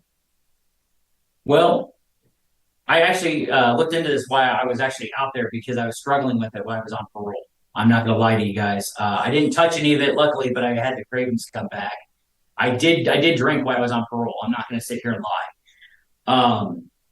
Contacted the VA, and the VA was going to get me into outpatient services. We were in the process of working on that when I ended up violating my parole. I am seeking those out. I have been in contact with the VA, some of the VA dom staff, and they're going to look into getting me into a voc rehab program to help me get my business back off the ground so I can stay sober. And what my problem is when I don't have anything to do, idle hands do dirty deeds, as my mom used to say. So I'm going to try to do what I can do. I'm going to get into counseling. I'm also going to probably join the AA, NA. I'm going to try to start a nonprofit organization to help out with funding for the DOC for mental health. You guys are the DOC is heavily understaffed right now, and I think it's due to budgets. But anything I can do to help these good folks here, especially here at Fort Dodge Correctional Facility. This facility has actually been very, very, very big part of me actually changing who I am and who I am and who I was. They helped me figure out that I was trying to be somebody who I'm not. I used to be a kid that used to like to do volunteer work. I sent my 4-H group to Dallas County Fairgrounds to help an old man who used to be a principal. In his retirement, he'd paint the county fairgrounds, and he was doing it all by himself. He was 86 years old. We had 30 people from my 4-H group go out there and paint the fairgrounds with them. And I think I'm going to get back to doing something like that. I want to do some more community outreach, do some good for the community instead of doing bad. Well, thank you. I appreciate that. I think those were all the questions that I had for you. Thanks, Meredith. James? No, all my answers were answered with both of what you all shared and what he shared. So I'm going to not have any questions. All right, thank you. All right, Mr. Godwin. At this time, I have no further questions for you as well. So if you have anything for the board that you'd like to present or that you'd like to say, you got the floor. Well, thank you. And I thank each and every one of you guys for taking the time out of your day to actually do an interview with me instead of flat out letting me down. I know it takes a lot of people like you guys, like yourselves there on the board to have to deal with us who end up committing crimes. And one thing I was going to let you guys know why I've been in here, I did do a program called 180 Miracles. I also, through my religion, have learned how to better interact with other individuals. And through that spirituality and through the community resources, I do believe if you guys grant me parole, you'll never see me again. I'm going to make sure that, that I stay out of trouble. You might see me on the news for doing something good. That's about it. I don't plan on doing any more of this. I've got kids out there. I want to do good for once. I want to be a better person. I want to be someone that's remembered for not this crime, but be remembered for doing something that was worthwhile and that was a benefit to my community. I appreciate that very, very much. Well, at this time, sir, we're going to go into what's called deliberation, meaning we're going to make a decision. Just sit back and listen. Once we're complete with our deliberation, I'll come back to you and explain our decision, okay? Yes, sir. Thank you. Colleagues. Hey, what do you guys think? Yeah, I'll go first. Do you guys think they should let him out? This recommendation for parole with the 10C to the VA domiciliary in Des Moines. I do have concerns with how quickly he revoked last time, but with a TDD of January, I think this is the best plan to get him out. Make sure he has a stable place to go, a stable place to live, make sure he's engaged in treatment out in the community. So I'm going to support this recommendation. So they're going to let him out. I'd be looking at a 40A for substance abuse and mental health, and then a 50A. Thank you. James? Yeah. In light of what my colleague stated. Oh, he's going to say no. She mentioned the same concerns I had. I had from the previous parole, but in light of time frame and looking at transitioning, I am in support and in agreement with DOC's recommendation to parole Mr. Godwin with the PGD3, a 10C. 2 yes. Would we do a 20B with this one, or? I don't think that he would end up Okay, so, because he's a level 5. okay, Yeah, so, and he'll have GPS to and start. then you have GPS, okay, so then, nevertheless, won't worry about adding that one, but with the 40A, we definitely want mental health and substance abuse along with the 50A. Thank you, James. And I too am in agreement with the DOC recommendation. So I'm back to you, Mr. Godwin. You heard us deliberate. We are going to grant your parole to the DOM. In the past, I've had, as a PO, I've had great success with the DOM. So take advantage of what they're offering you. Take advantage of your new insight as well. Okay. Some of the codes that we place is the PGD3 with the 10C. The 10C just states you're going to the DOM. The 40A is for substance abuse. We want you to stay, get an evaluation and see where you're at with that. And if you need help, you'll have that evaluation complete if you need treatment, okay? As well, we want you to cover your mental health, continue with that. And we put in the 58 code is, we absolutely do not want you drinking alcohol, period, okay? No liquor stores, no bars, okay? Okay, what's 58 is the, That's that, the that's no. condition of parole, correct? Yeah, 50A is a condition of parole. That's an added condition besides the standard conditions that you'll have, okay? Okay, of course. That's all. Any other questions? No, sir. Thank you all for your time. I will wish you well. Take care. That will conclude our interview. All right. So he got found suitable. Thank I you, didn't see guys. that one Thank coming. you. Thanks, Aaron. Thank you. See you next month. Oh, that's it. Oh man, they shut it down. Let me see here. Oh well, I'm gonna go ahead and cut the YouTube, and I'm gonna cut this down right now.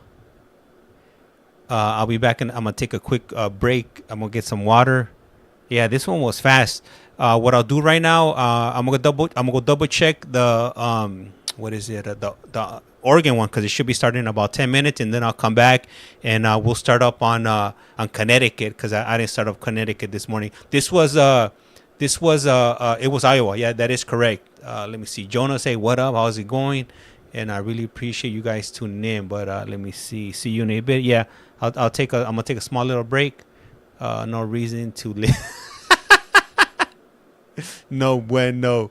All right, guys. I'll be back in momentarily, and we'll go ahead and continue watching some more hearings. All right. And like I say around here, life's like a candle. Once you blow it out, it's lights out. And with that, I'm out.